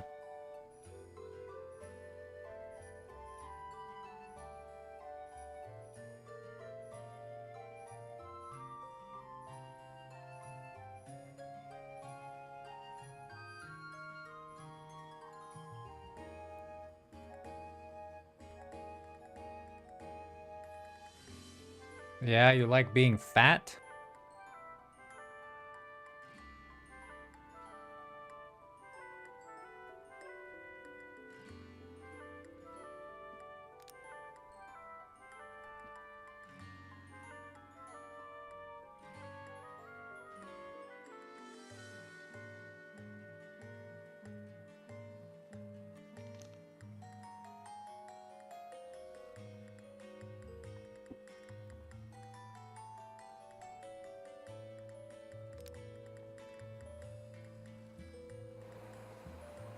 Okay, there we have some police. Do they have guns? They do.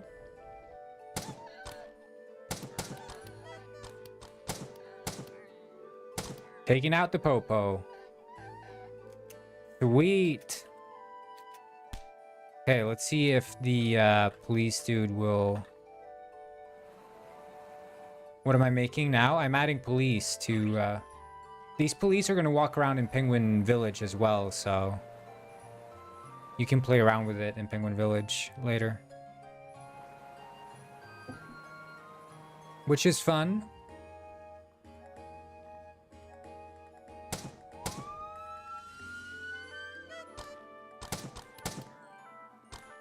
Yeah, you see there?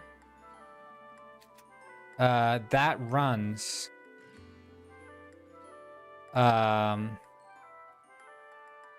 we can say if weapon... If not weapon, then we run this. Because otherwise we might risk spawning in doubles.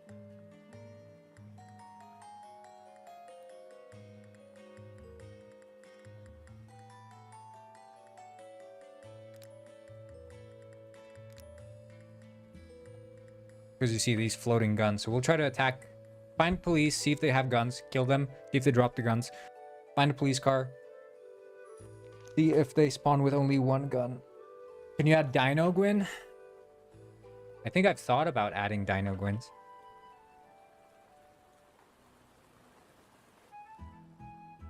There is a Dino Gwyn reference in Detective Penguin.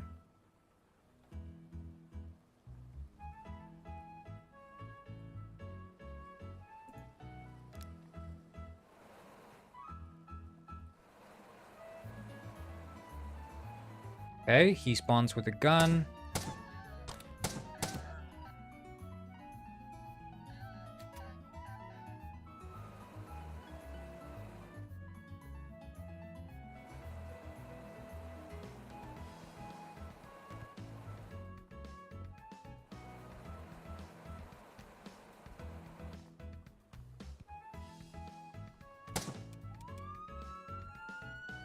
No, don't go off.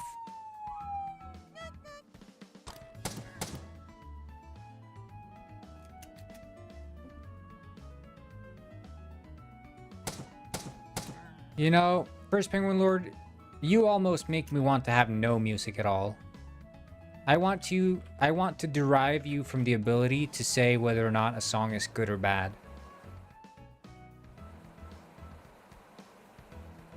That's what I want.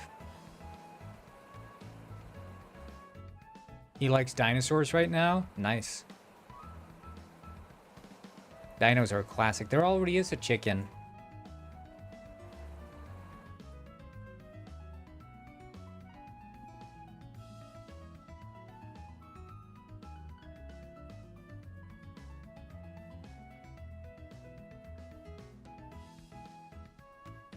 I think you just hate me in general. You make it so easy, First Penguin Lord. You make it easy for me.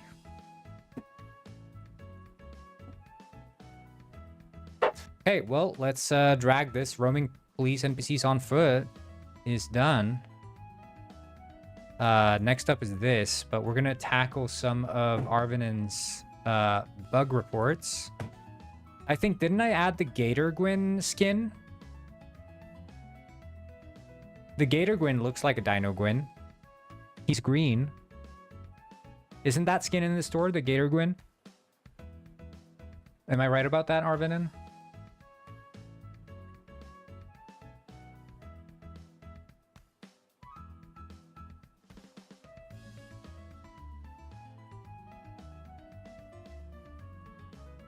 Yeah, I think that's already in the clothing store. So he could be a dinosaur if he wanted to. It's kind of like a dinosaur. I just need to add like some dinosaur feet or something, I guess. You could use the Gator Gwyn Tooth Club. That one's kind of cool.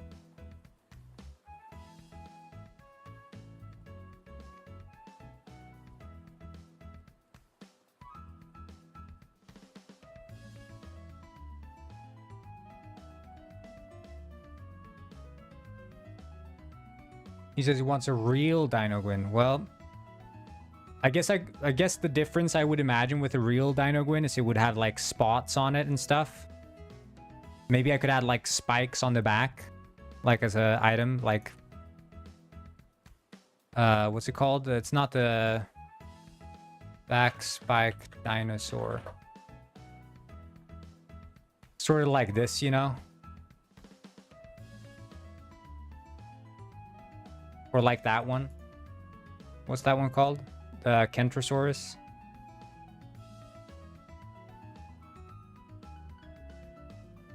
You know, like spikes. That would make it look more like a dinosaur. But let's look at these bugs you reported. So, right. That's the reinforcements, right?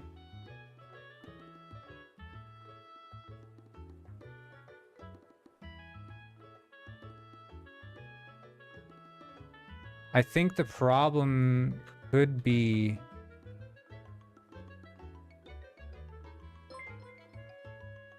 Oh shit, hello. Welcome, Raiders. My stream with 3 viewers. Welcome, welcome, welcome. How do we do? Thanks for the raid.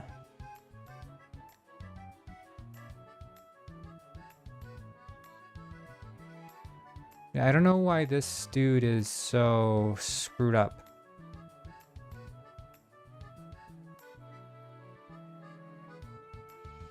How do you do, Knight's Mischief?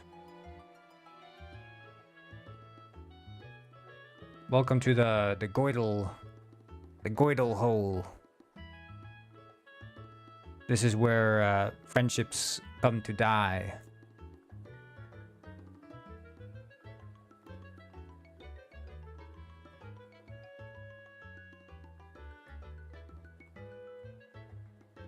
I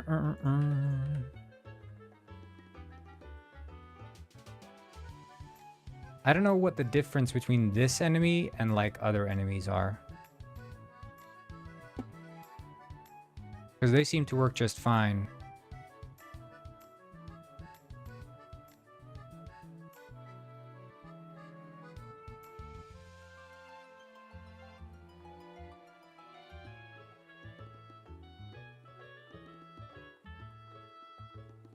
My friend says he wants a Velociraptor Dinogwin. Why it's not the same? Because I have to spawn these guys in, so it's a bit different. Wait, why are they here? Why are they in the scripts folder? Did I push them here?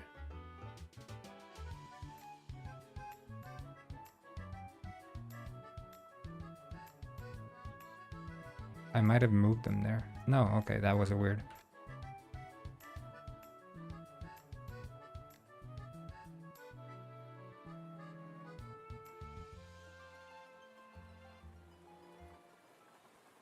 Just look here. So far it looks the same. Yeah, I don't get it. Like as soon as this guy plays, then he gets stretched out.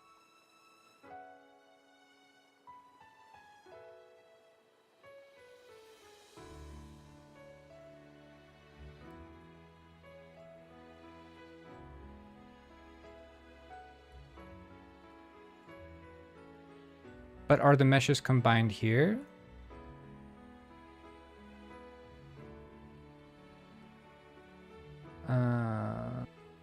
Mesh combiner controller. Maybe it doesn't have a mesh combiner controller. Does it have an animator and stuff? Has an animator, has mesh combiner controller. No runtime animator controller. That could be what's missing. Unless the animator sits on top, but I don't think it does.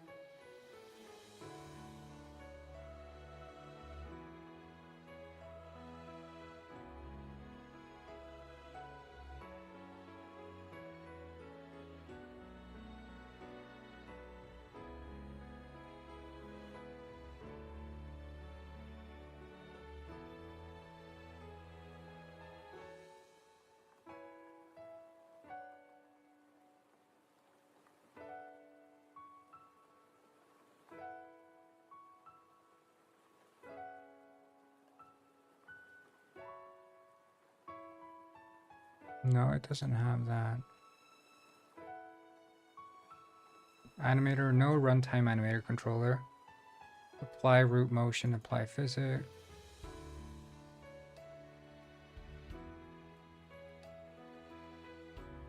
Animate physics. Oh.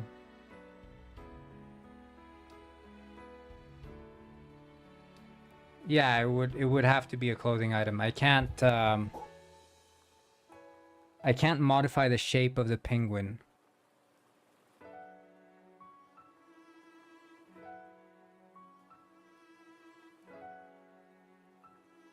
That would be too much work.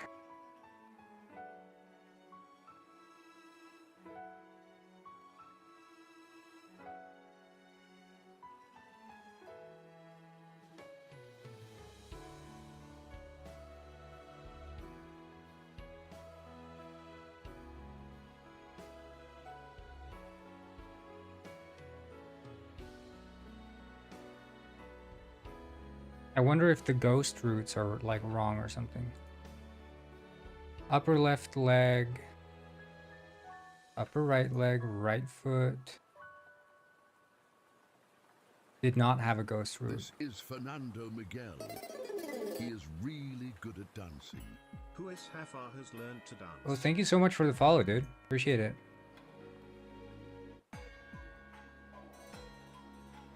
You know what? That could be the issue.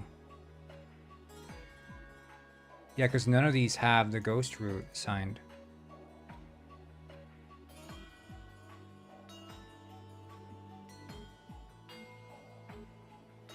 That is probably it. Wait, so if I... Yeah, okay, let's see. Let's see. That could be it.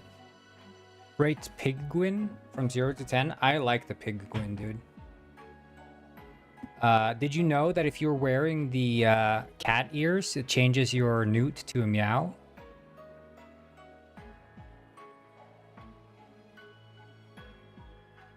The sub does not affect the hat, but I should have been wearing a hat, I guess, out of respect. Yeah, I think I found the issue with the enemy.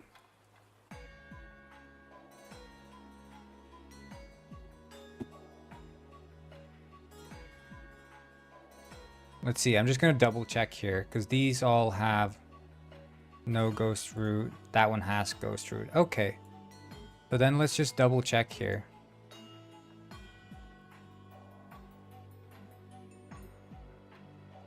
These I don't think had any issue. Which one? You said it was the zombies that spawned in or something, right?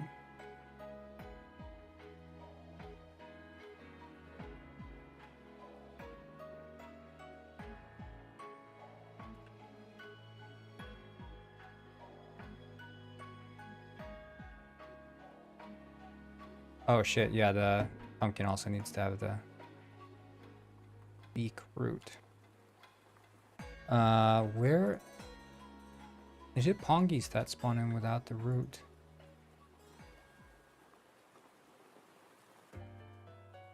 No, they seem to have it.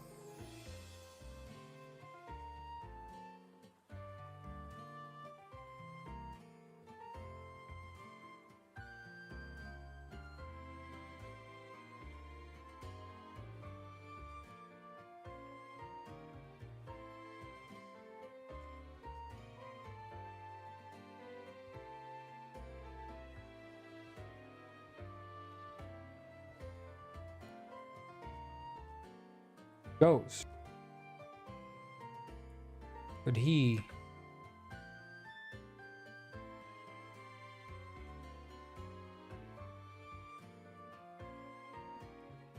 Yeah, but you sent this image here. Is that your friend?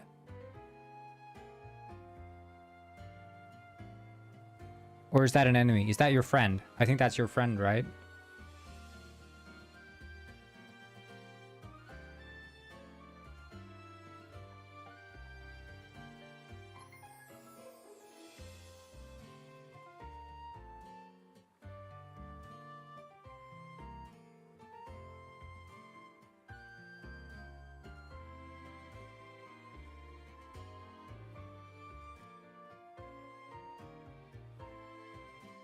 Yeah, this should be render. The airship wasn't synchronized, so...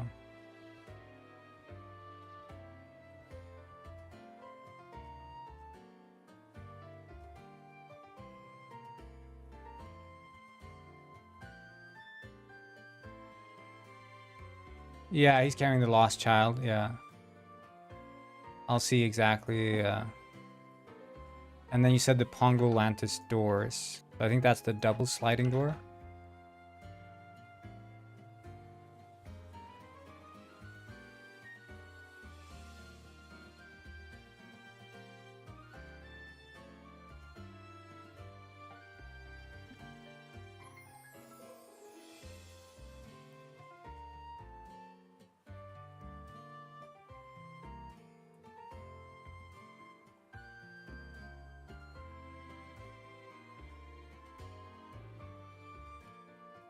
It's in Pongolantis.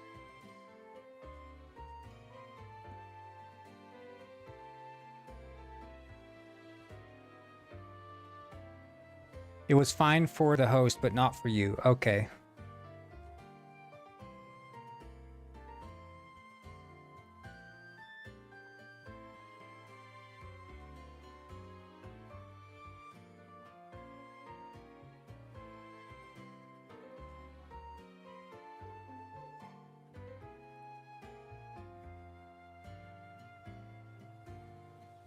Okay, what is it, only that door, or I guess that's the only locked one, so it makes sense. Tree of Fish door.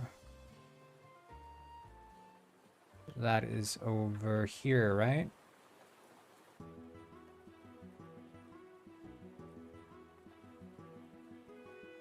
The door at spawn, yeah, exactly. Is locked is true.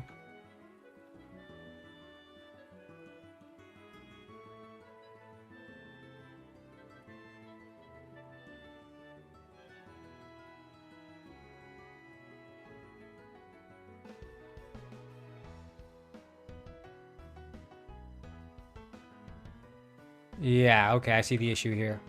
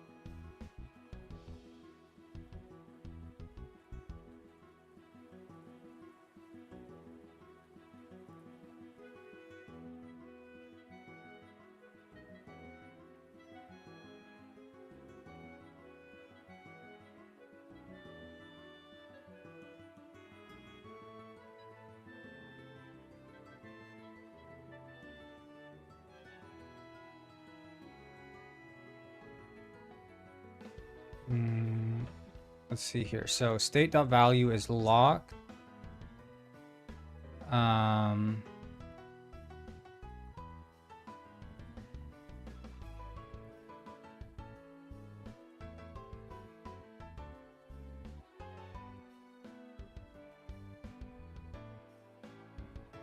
Right, so the value state is true is whether or not it's locked. Okay. Yeah, no, that's okay. There's no stress to look for more bugs, but this is very valuable to me, especially when you report it so nicely in like the thread and stuff, like with the photos and with the videos and just like organized like this. It's really helpful for me. I think this grabbing onto items bug is a bit more tricky.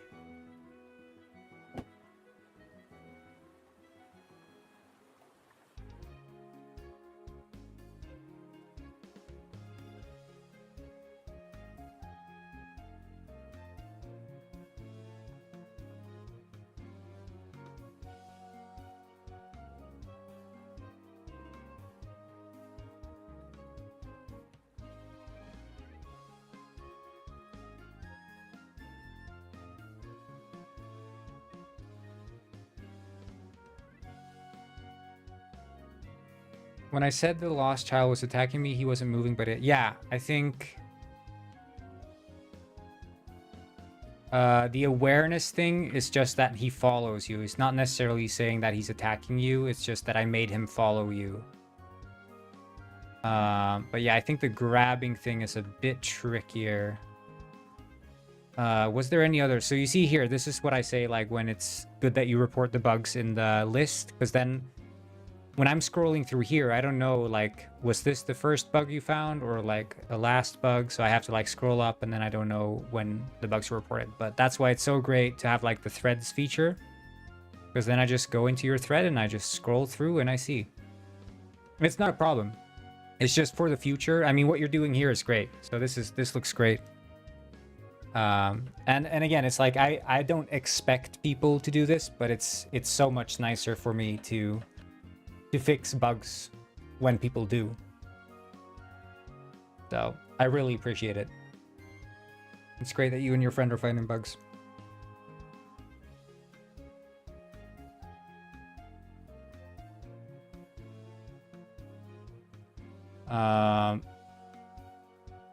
See, I think at this point, when I'm testing like multiplayer stuff, it generally starts becoming kind of annoying to stream. So unless there's another bug, I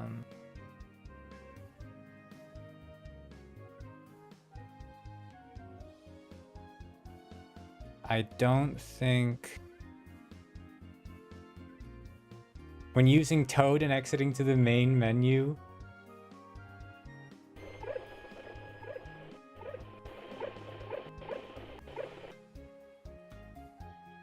Yeah, I think I have to go. The air cannon doesn't seem to work. Yeah, I think that was working now with the new bug. With a new update, I mean. I think I should probably leave it at this. So I'm going to call it a day. I'm going to take a little break, then get back to it and try to fix these multiplayer bugs with the grabbing and stuff you were talking about. So we will see what happens with that.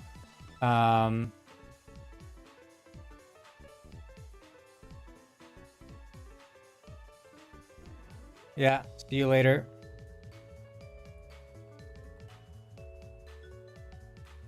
Have a good day, everybody. And I'll see you all. And if you find any other item that doesn't work, Arviden, let me know. If there's any item that you're like, this one doesn't seem to work, let me know. Because I'm trying to fix this as fast as I can, to the best of my ability. So I will see you all tomorrow. Bye-bye. It's 2 o'clock here. Yeah, so see ya. And have a great rest of your day.